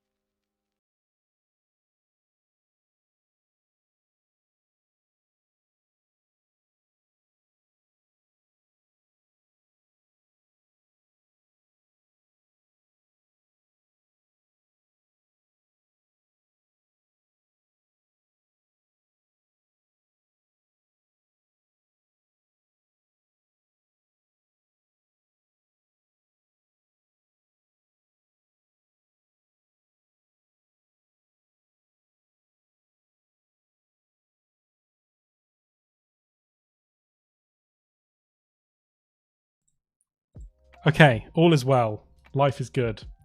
What was I doing? So in the graph editor right now, this animation looks it's curving it automatically. So what I'm hoping I can do is just convert these tangents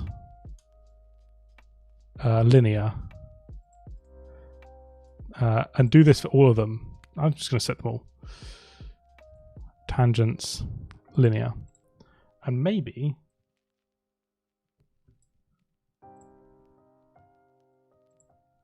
that doesn't look very good right there.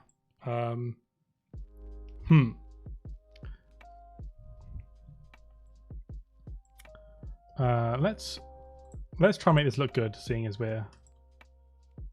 let's move this out to 50, and we'll do 30 there, 16.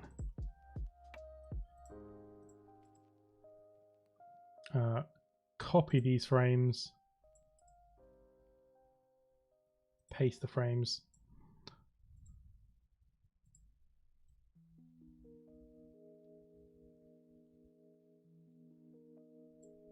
So something's going on there where it's not.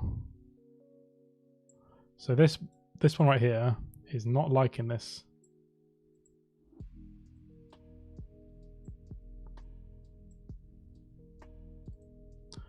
Tangents linear.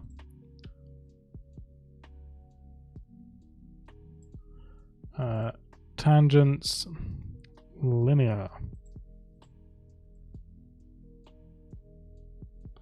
So what I'm just doing here is trying to figure out how I'm going to animate this thing later on. So I'm just trying out some different things to see if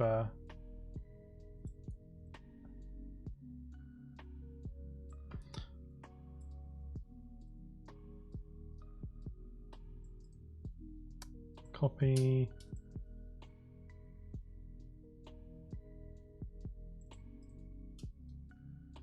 paste. And now for all of these tangents, we're going to go tangents and linear, just to make everything nice and robotic. I didn't add a weight on this angry pose. I don't know how this looks. I don't really like it, but at this point I'm just going to test the animations. So that pose,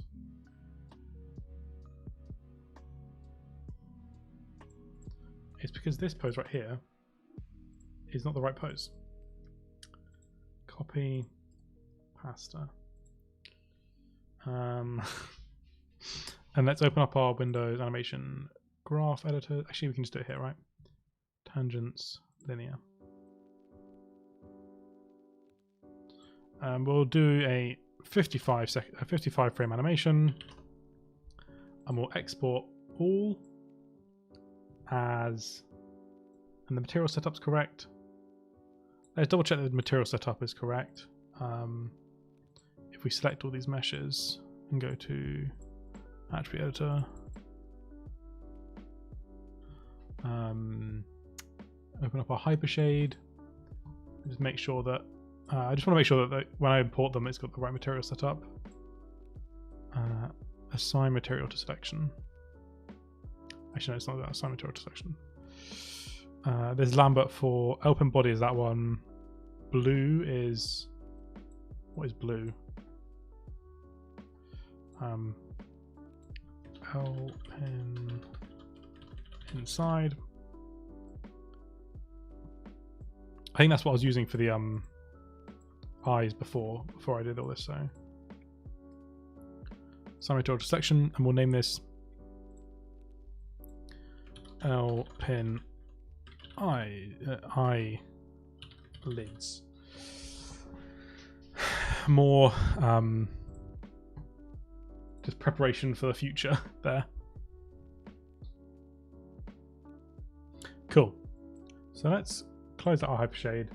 We'll export all to L-P1 eye lid test.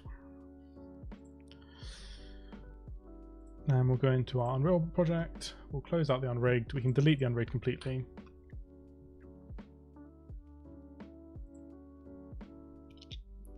If it doesn't freeze on us, we'll delete that out. That's a skeleton shredding. So let's do eyelid test as a new folder. Harry will hate me for adding a new folder, but we can do folder organization later, as and when we decide we need to do that. So L-Pin, and we'll just drag in our eyelid test mesh. And here we need to make sure we create a skeleton, that we combine, don't have a combine mesh option, that we import our animations. Translation rotation import doesn't matter. Do not create materials. Yeah, let's not create materials. We can create them ourselves. Take my glasses off. We can save that all. So first thing we can do is assign the materials that we already have. So for our inside, L-Pin wooden inside, and then L-Pin body should be the two main materials we have. Cool, that's the body done. Now we need to create a material for our eyelids and our eyes. So let's create, oh no, not a particle system. Oops. Create material, and we're going to call this M underscore eyelids. L-Pin eyelid. New material M underscore L-Pin eye. Now the eyes, I'll do the eye first. It's going to be super simple. It's just going to be an emissive material, and we might make it more complicated later by like adding a texture to that emissive material. But for the moment, that's what it's going to be. So we want to do a 3 vector, a scalar parameter, and a multiply node. And we're going to multiply this by this and just plug that into emissive color. I'm going to name this emiss boost. I'm going to boost it to 5. I'm going to make the color a nice golden yellow that we could then maybe even change later on with, like, if he's angry, he gets red eyes. I don't know. World of opportunity. The emiss boost doesn't feel very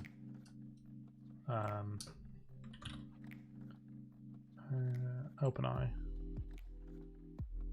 And we'll save that, and that should compile that shader. And then we'll open up our eyelid. This one's got a few more things, so we'll need a metallic, a roughness, a 3 vector for the color. That should be it. Metallic and roughness. The roughness, I'm going to put that at like 0.6. The metallic, put that at 0.7. And the color, we'll make that, you know. Actually, I think I should, what I should do is make it the same coppery color as this, maybe. Maybe I should make it the dark color. Maybe I'll make it the dark color. Don't know. But I'm just going to drag this out so that in here I can press the pipette and just grab a color from our eye picker. And we'll press OK. Close that all out. That didn't work at all. So we'll grab this. I've just noticed on animation that I think everything's messed up, but we'll have to see. We can test the eyes at the very least. I'm just worried that because the root had rotation in mind, didn't it? That's a problem. But that shouldn't be too big of a problem to fix. It just means you have to reskin, but the skinning process was pretty quick. Eyelid. We'll save that out. We'll pop this one out. We'll get a color from in here. And we'll do that, and then that'll be fine. We can play with that color, but honestly, like, this is just a test to see if it works. We'll probably want to actually just texture them, which is why I unwrapped them earlier. So we now have these eyelids. I'm not a big fan of how they're lighting like that. Let's just pull out this animation. As you can see, because I was stupid and didn't address an issue that I saw earlier on, I've now got a sideways L-Pin, which is not ideal. Because if we look at the Maya file, for whatever reason, the root has rotation, and so it's taking the root of the world and going, well, this is an animation, and that's keyframed to be like that, so that must be how they want the root, which is not how I want the root at all. But let's just open up this animation quickly, and we'll have a little look to see.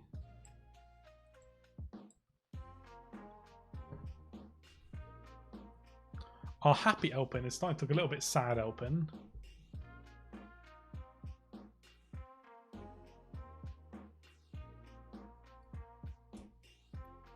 The angry... Does the angry L-Pin look like that in here? So I go to angry L-Pin.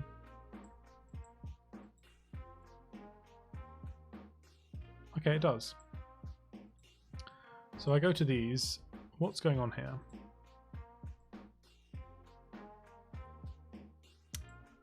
So that's what's going on. Okay.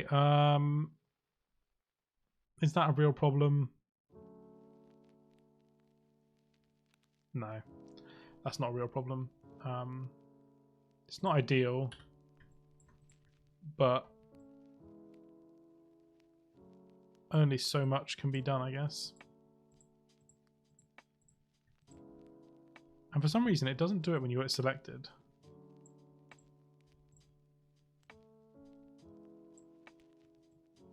That's very odd. Okay. Whatever. But in terms of the outcome, I'm pretty happy with how that's looking, apart from the fact that he's on his side. I don't know how I feel about the big eyes. I think I like them because they better show the expressions. I think I need to try more expressions and figure out better how I'm going to do that. But that's a fine-tuning problem. I think the setup for the eyes is fine. I now just need to fix some issues, update skinning, and maybe play with materials. The eyelids aren't as dark as I thought they were going to be, so I think the eyelids are fine.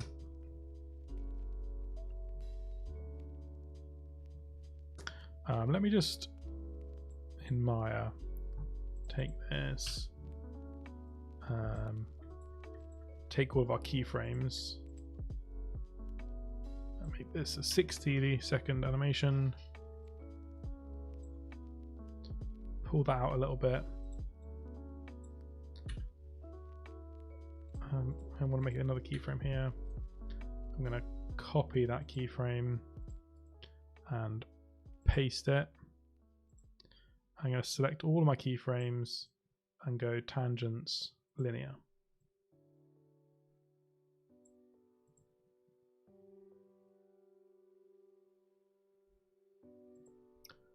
I'm wondering if maybe the gap in the eyes, like, because you can see like around the edges of the eyes, where that's an issue or that's fine, it's a feature. That extra vertice appearing is really irritating me, but I can't think of a way around it, so I'm gonna have to just accept that that small issue is just gonna happen.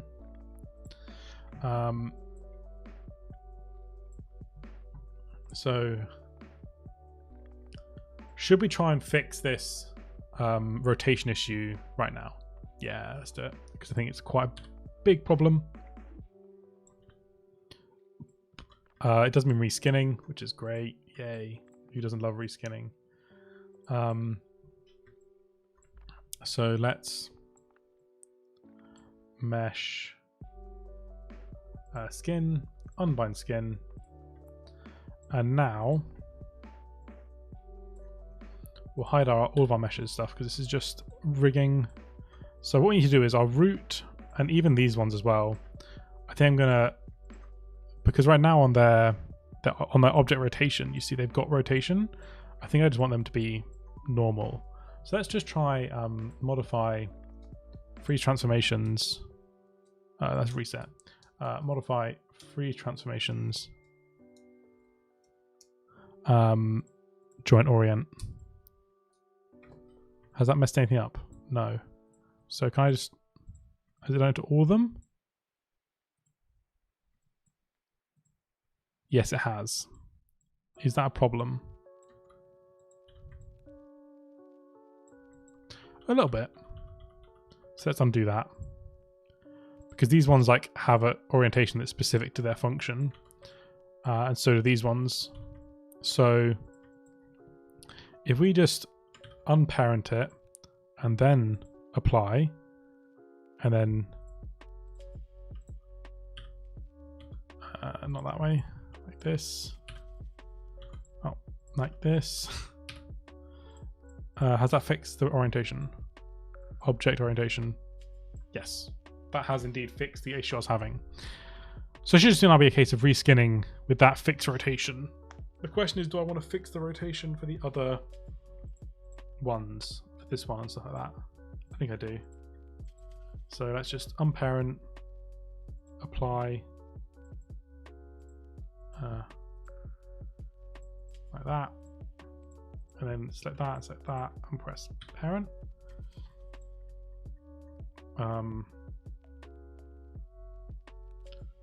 Let's unparent this actually.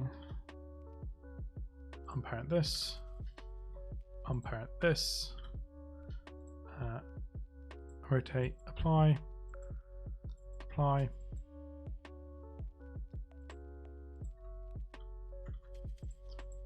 Select that, and then that, and parent. It's like that, and then that, and do parent. And then select that, and do that, and parent. And the rest of them don't matter. Like this one doesn't matter. All that matters is this rotation, that rotation, orient. Face is fine. Are there any other problem bones? And we'll check that these all still have the right rotations. They do. Cool. So now I should be able to just reskin and call the setup done. And then we do some animation work. The first thing I'm trying to do is retarget my generic movement animations to this new rig. I'll see how that goes because it might just crash and burn completely. So let's skin, find skin.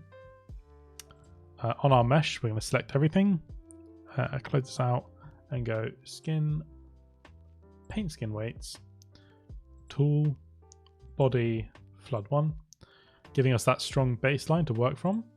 And then from here we can hide our rig and hide our main mesh, and then just work from there. So on this one, we got into that flow earlier. Let's see if I can refine that flow. So vertex, middle ones. Oh, I need to open this. Paint skin weights. This is going to be left upper.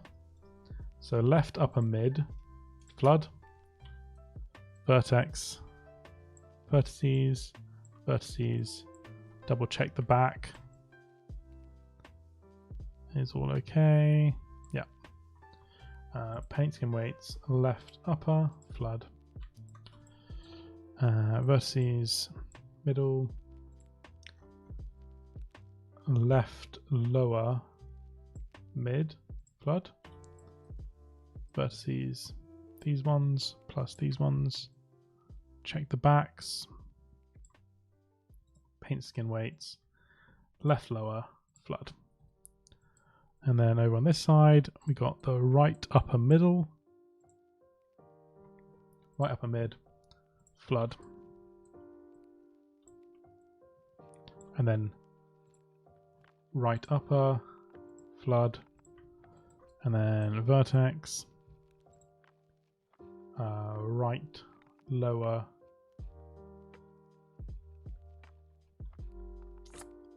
I got this wrong. I got this very wrong.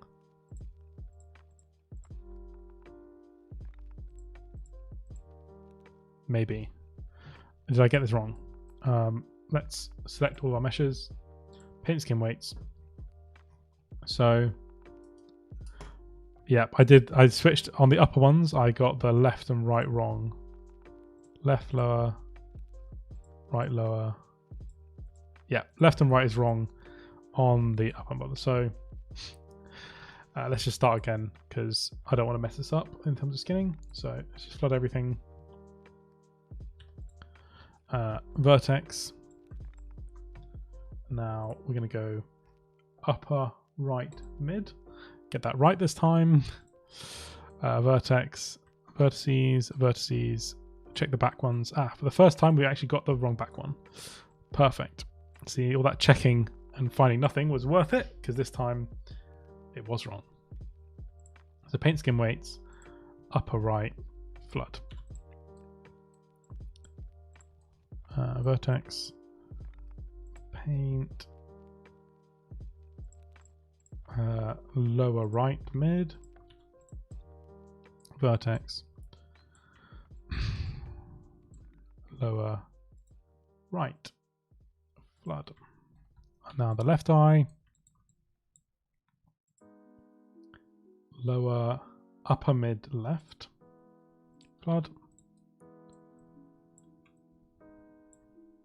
Vertex, upper mid, upper left even.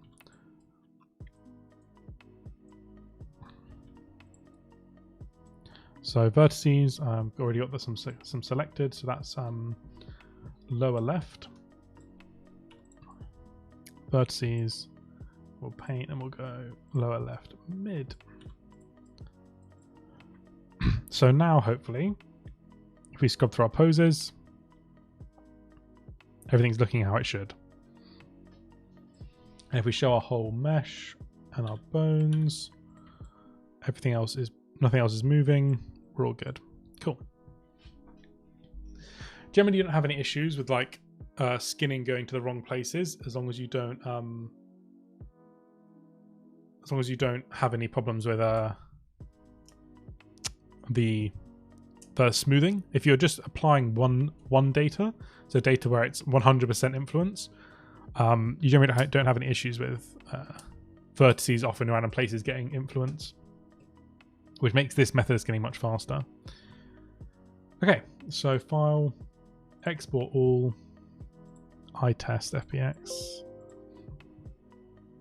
and we're going to, I think we're going to just delete everything we have here rather than trying to update it like with the automatic. We'll keep the materials, but we'll delete all this stuff. Probably have to force delete because it'll probably be in history. Yeah.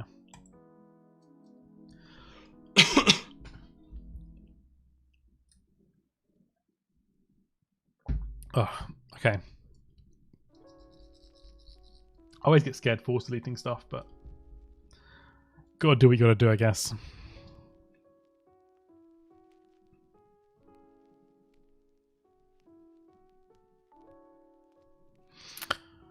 Come on, you can do it. I believe in you. Let's fix up redirectors in the folder. There's no redirectors. Cool. So eyelid test. We'll import it. Vector request. Import normals and tangents. Exported time. Don't create materials. Import all.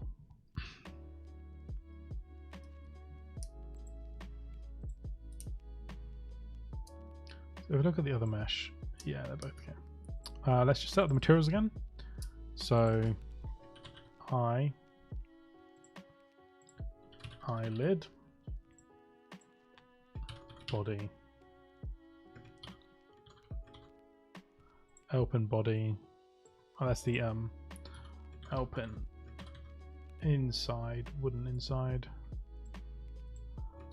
L-P1N body.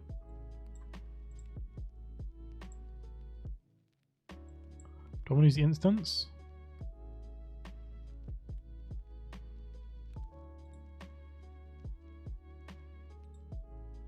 No, I want to use that one.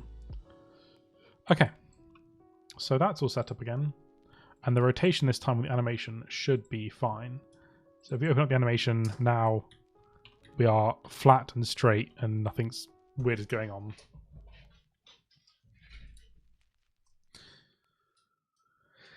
I mean, the animation's awful, but that's because I keyed it in like a minute. But I think in terms of the theory behind the eyelids, I think they're working. But I wonder, what could I do better?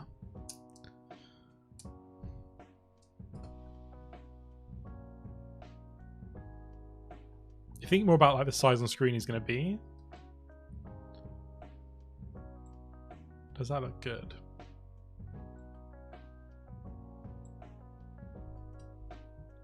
I think it's good. I think this is going to be more expressive. And like I said, we can still do stuff like, you know, flickering the eyes, making the eyes change color depending on the mood, or like if he's what's a scared color? Because like angry is like conducive to red, and calm is conducive to blue. What's happy? Well, red's like, I don't know. Okay, this is not this is not a thought process I need to be having right now. But yeah, I think the eyes are kind of there. I might try doing some different animation stuff. Should I start by trying to retarget the animations that we have to this rig to see if I can skip doing that work? Because that'd be nice. So let's make a folder called Anims. Harry's going to hate me for this folder structure, but we can change it.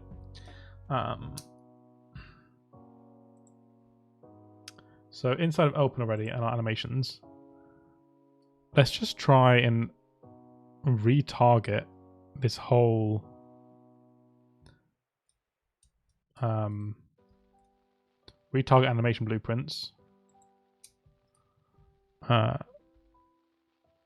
Okay, we haven't set up meshes for this. Okay, so when you're retargeting stuff, the first thing you do is open up your two meshes and set their skeleton apply to asset. So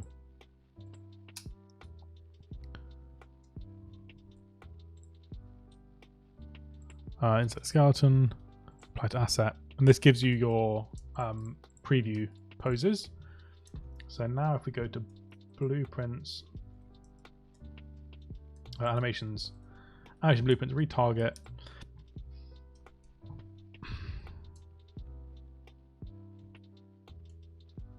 Maybe I need to make a rig for it. So if I go to eye test and select rig, let's just make one. We'll name this animations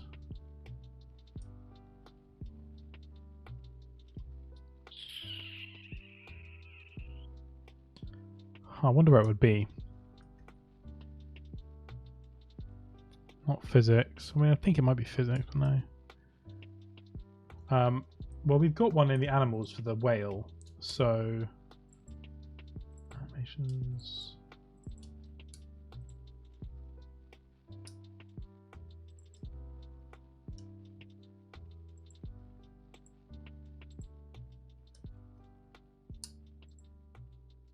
So what is this? It's just called a rig. I don't know what to search. Let's just look up where it is in the in Unreal.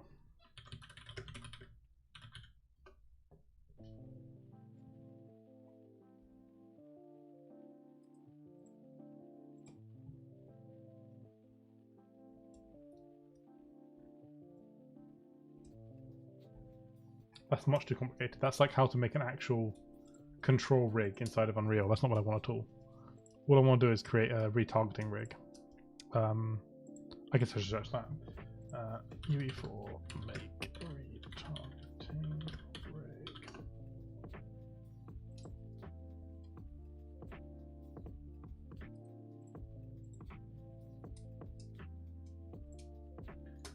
rig.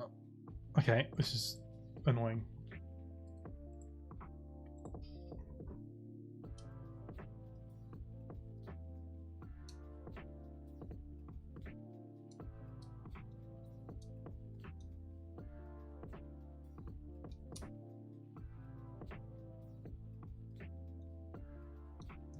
So inside of our skeleton, so we can close out our meshes. So we've got this one. Let's go to retarget manager. Current skeleton.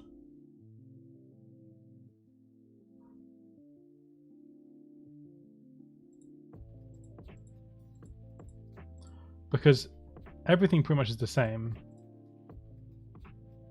Except the face has extra bones. That's the only thing.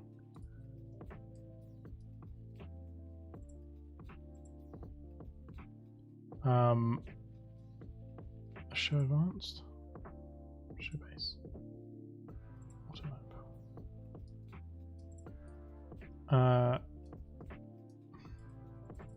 do I make a new rig? Oh, this is really annoying. This is going to annoy me if I can't figure it out.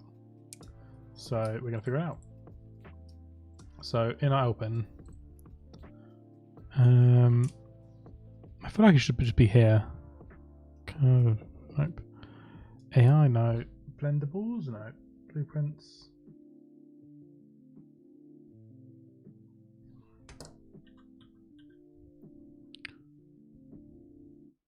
Utility, foliage, nope.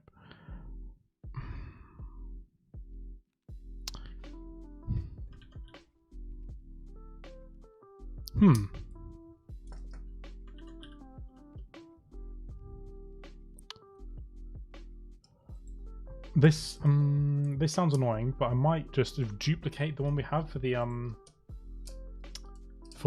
whale and just try and edit it. That might be the thing to do.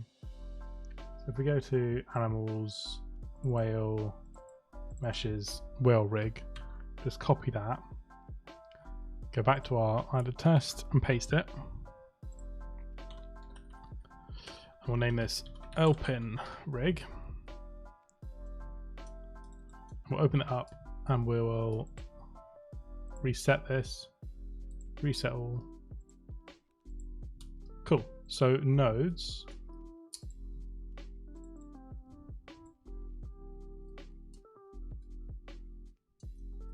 So if we go into our L-P1N skeleton here and select L-P1N rig,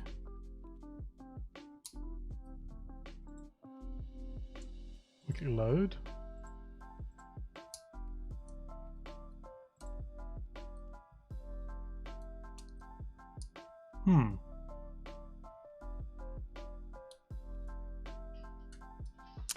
Interesting.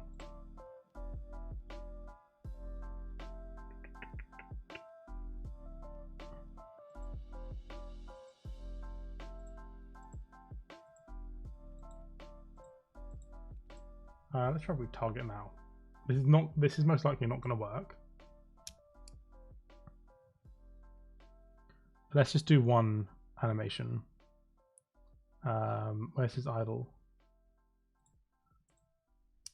Retarget animations, duplicate actions and retarget.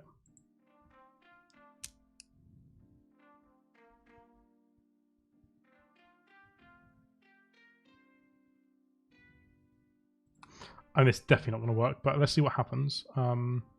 Just so we have a baseline of what's going on.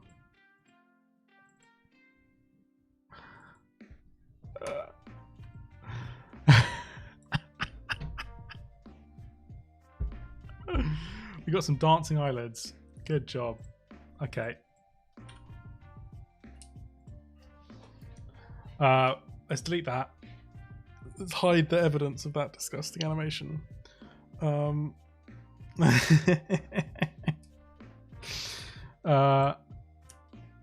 the first thing we need to do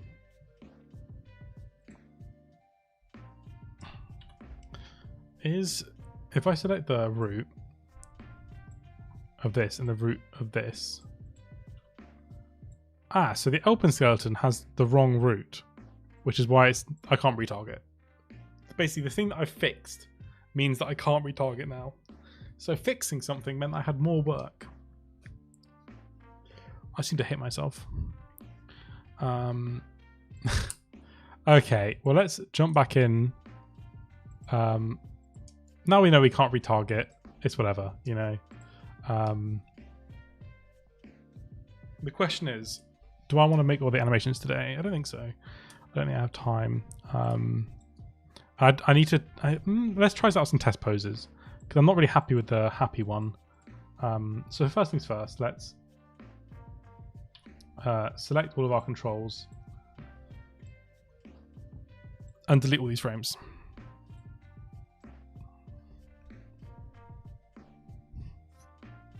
And let's just try and make a nice, idle, neutral blink. Maybe I should find some reference. Robot blinking.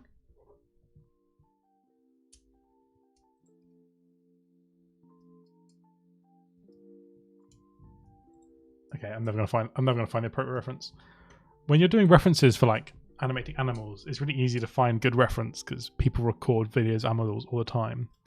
But when you're doing something more abstract like a robot eye, like I can imagine it in different films and games, but I don't know what to search, you know, for that reference. Hey ho. So we're going to start in a closed pose, and let's say, actually let's start in an open pose. So let's just go from the front, and we can just 3.7. And this one will be minus 3.7. Okay. Looks like doing the values works. It looks like I've got them in the middle correctly, which is nice. So let's just key all that in, and then like after 10 frames, they're still there, and then 2 frames later, they're closed. So all of these, actually, and then 2 frames after that, they'll be open again. So here, actually, then here, we're going to zero everything out. How's that look for timing? Bit fast.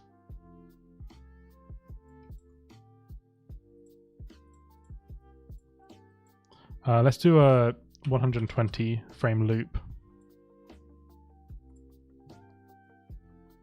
I think that's a pretty nice base blink. I don't know. How do you rate a blink?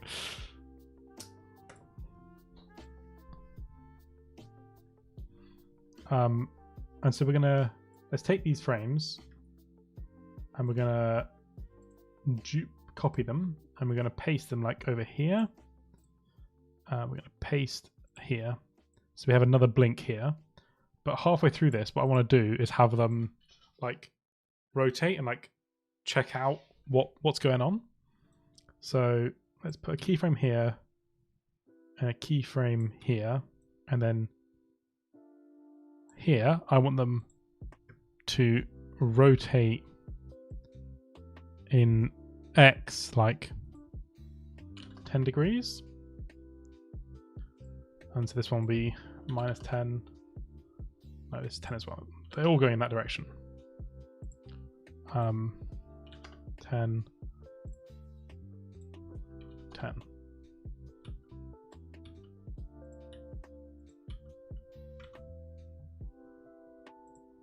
What I'm going to do, actually, a tip for animation, is to add some layers. So I'm going to name this one mesh.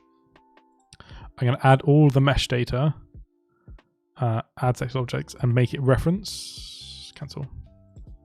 And that way we can't click it. We can't accidentally click it.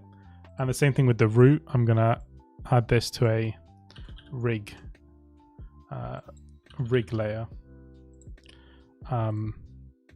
So we can't accidentally click those. And it means we can only click the controls. Okay, this isn't quite looking how I want.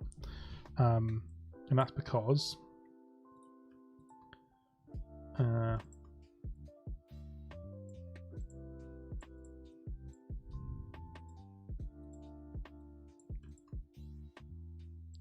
let's make that a bit tighter. So it goes, checks that, and then it goes back. Put that back a little bit.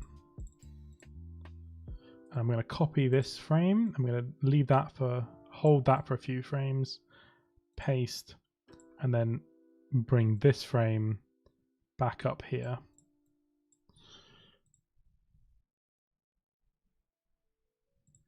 And then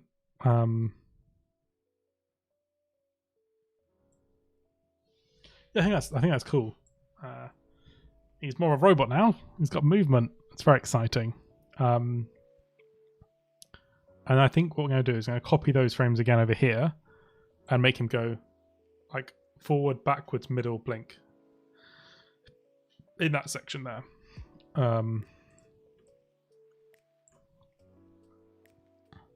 So let's copy those and then right around here, paste.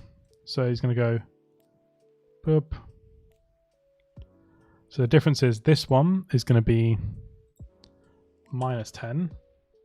Keyframe that. This one's going to be -10. Keyframe that. This one's then going to be 10. Keyframe that. And then another 4 or 5 keyframes forward. It's also going to be 10. Keyframe that. And then here we're going to go back to 0.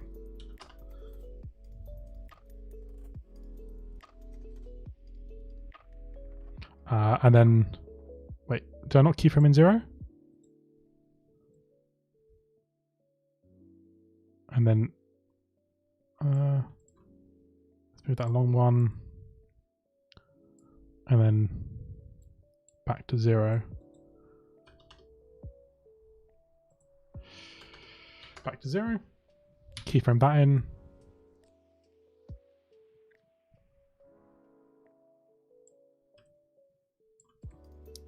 And let's do one more blink at the end.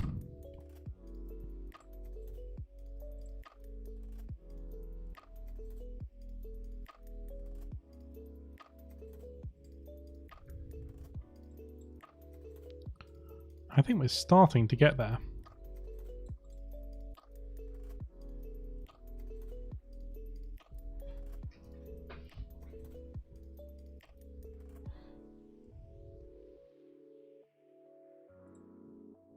Although, is the way that it's rotating right now what we want? Because it's like, it's rotating from its, we want them to rotate around the middle. So maybe that's not quite what we want. Let's look at these rotational values again. So where it rotates, do we actually want to also move it? Or the moving it does nothing.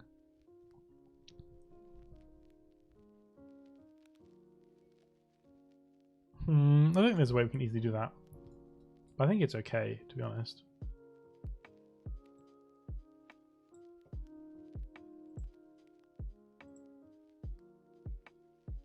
The amount it's rotating, I don't think it matters.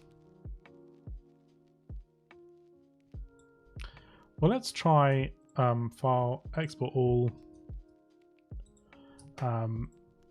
eyelid, idle. And in our animations folder, when you're importing animations, once you drag it in, what you want to do is make sure you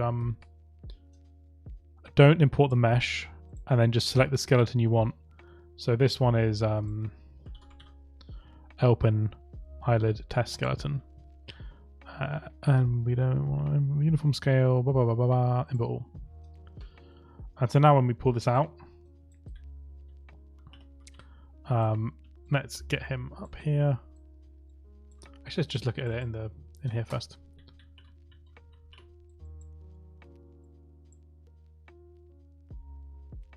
I think his open pose is too open. I think we need to pull that in a bit. Because because it's not like covering at all the actual eye. So that's something we need to think about. So let's do the revision. So let's go back to Maya. Yes, as we can see, like we want it to be inside the eye very slightly. That's gonna be a bit of a pain to change, but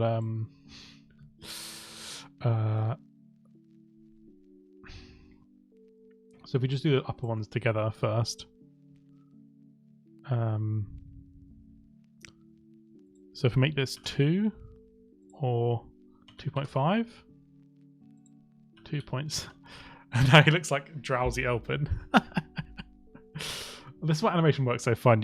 And also now we've got the eyelids, we can give him so much more character. So let's just copy that value.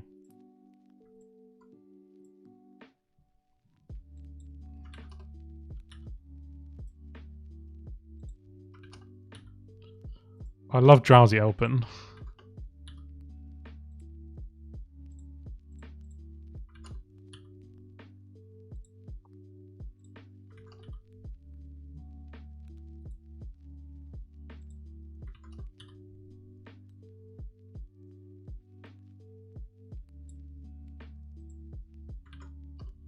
I think maybe varying this up a little bit as well during the animations would be good. Just to give that a bit more of that robot-y feel.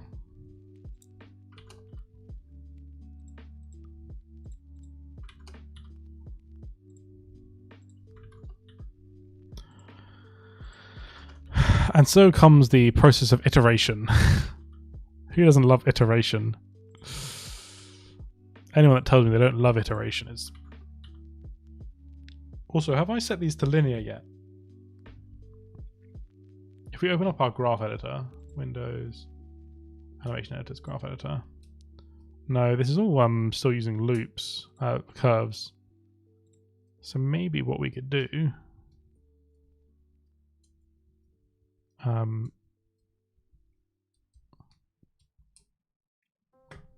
but our lower lid and our lower lid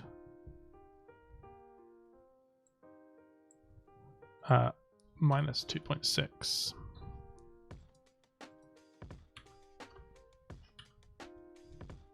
So this set of values here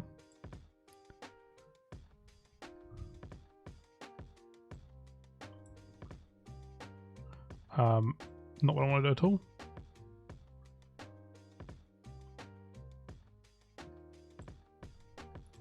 Is dragging it the right way to do this?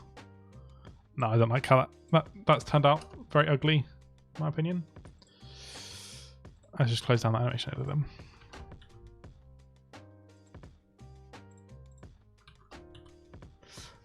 Need to go? Okay, thanks, man. Enjoy your afternoon / evening. Thanks for tuning in.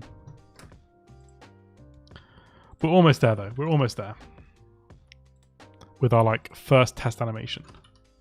I'm gonna be shutting down the stream at some point this evening as well. I'm not gonna stream all night, so you won't be missing out. Don't you worry.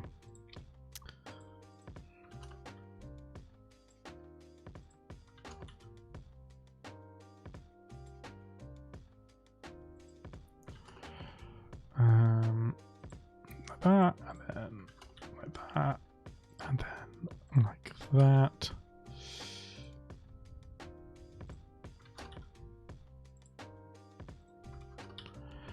Just 2 more.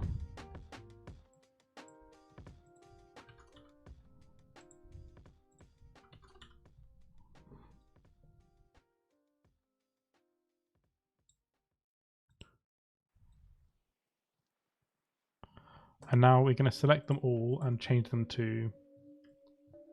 we'll first change them to tangents.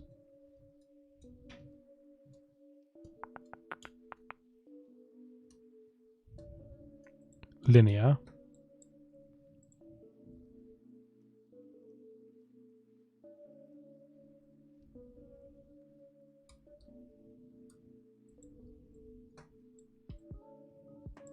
Let's do tangents spline.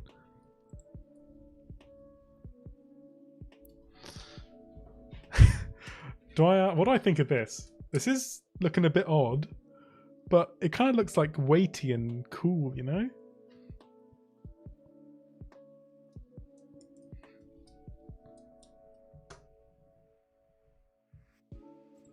There's something if I go to Windows Animation Editors Graph. There's a way you can make curves post-infinity cycle, curves pre-infinity cycle. There's a way you can make it so it loops.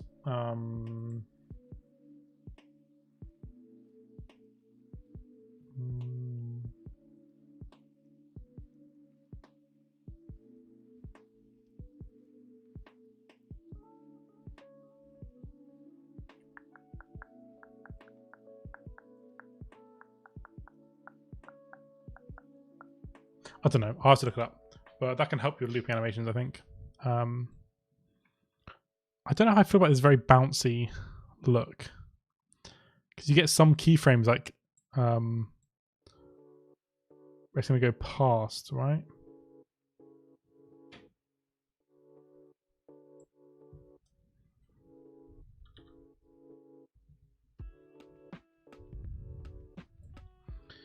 (118).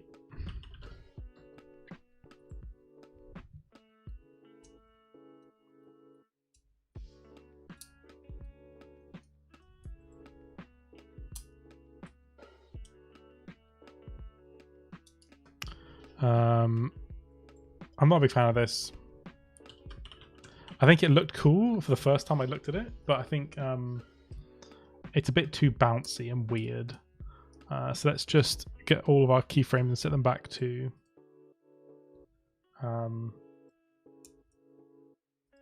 linear. It should give us a more robotic look.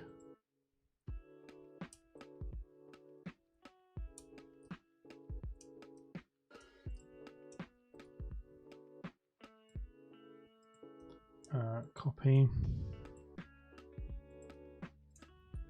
We're going to delete those keyframes and paste this one in because I noticed it was like a little bit of weird growth going on at the end.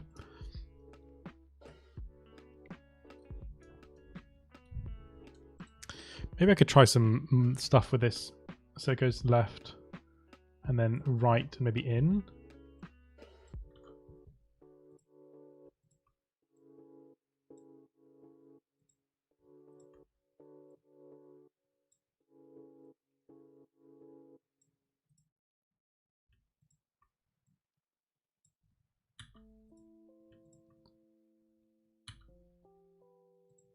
I need to fix up some issues in here because there's some edges showing.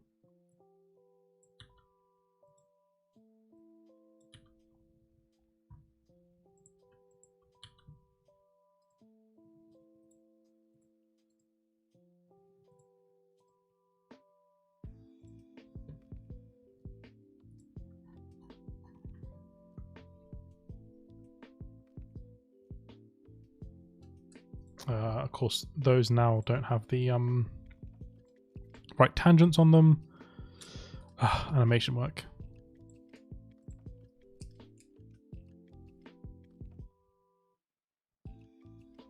I don't know how I feel. I think it's a solid start. I'm liking how they're looking already. But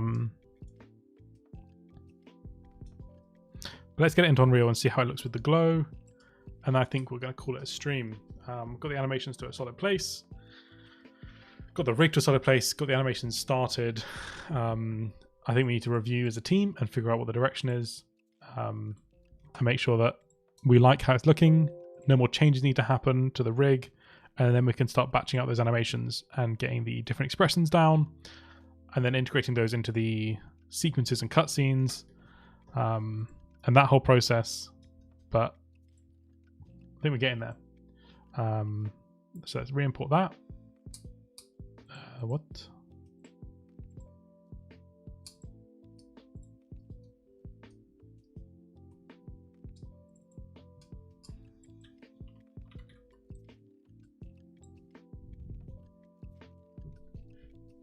Yeah, I like when his idol has a little bit of the cutout. I think he looks a bit too sad right now. I think maybe raising that top lid or I don't know how do happy people open their eyes. Like he just, he looks a bit sad, which isn't what we want Elpin. Elpin's chirpy and happy, so we need to figure out how to make him look naturally.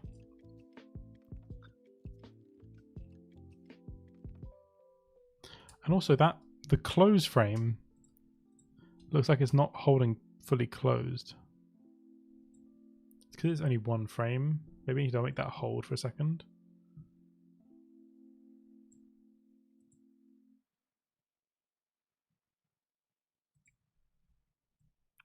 I'm not a big fan of that squint. He looks a bit too menacing. And like when they are both rotated the same direction, it works when they're far apart because it looks robotic. But when they're in, they should be like lined up rather than that doesn't look quite right this bit. But that's the whole point of trying out animations is you see what works and doesn't work with the character, what fits them, what doesn't. I might add a frame hold for the eye close because right now it kind of touches and goes straight away because of the linear lines. But yeah, I think that's where we're at. And I'm going to call it there, guys. It's been great streaming to you folks and having this back. If you want to see more streams, make sure you like and let us know. It's something that we want to be doing. We think it's a fun way to interact and show you what we're doing.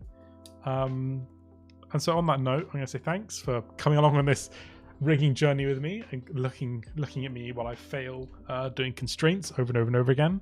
But yeah, make sure to follow us on all our social medias and all that sort of stuff. And we'll see you in the next stream. Bye. Let's see if I figure out how to end on YouTube. I struggled with starting it.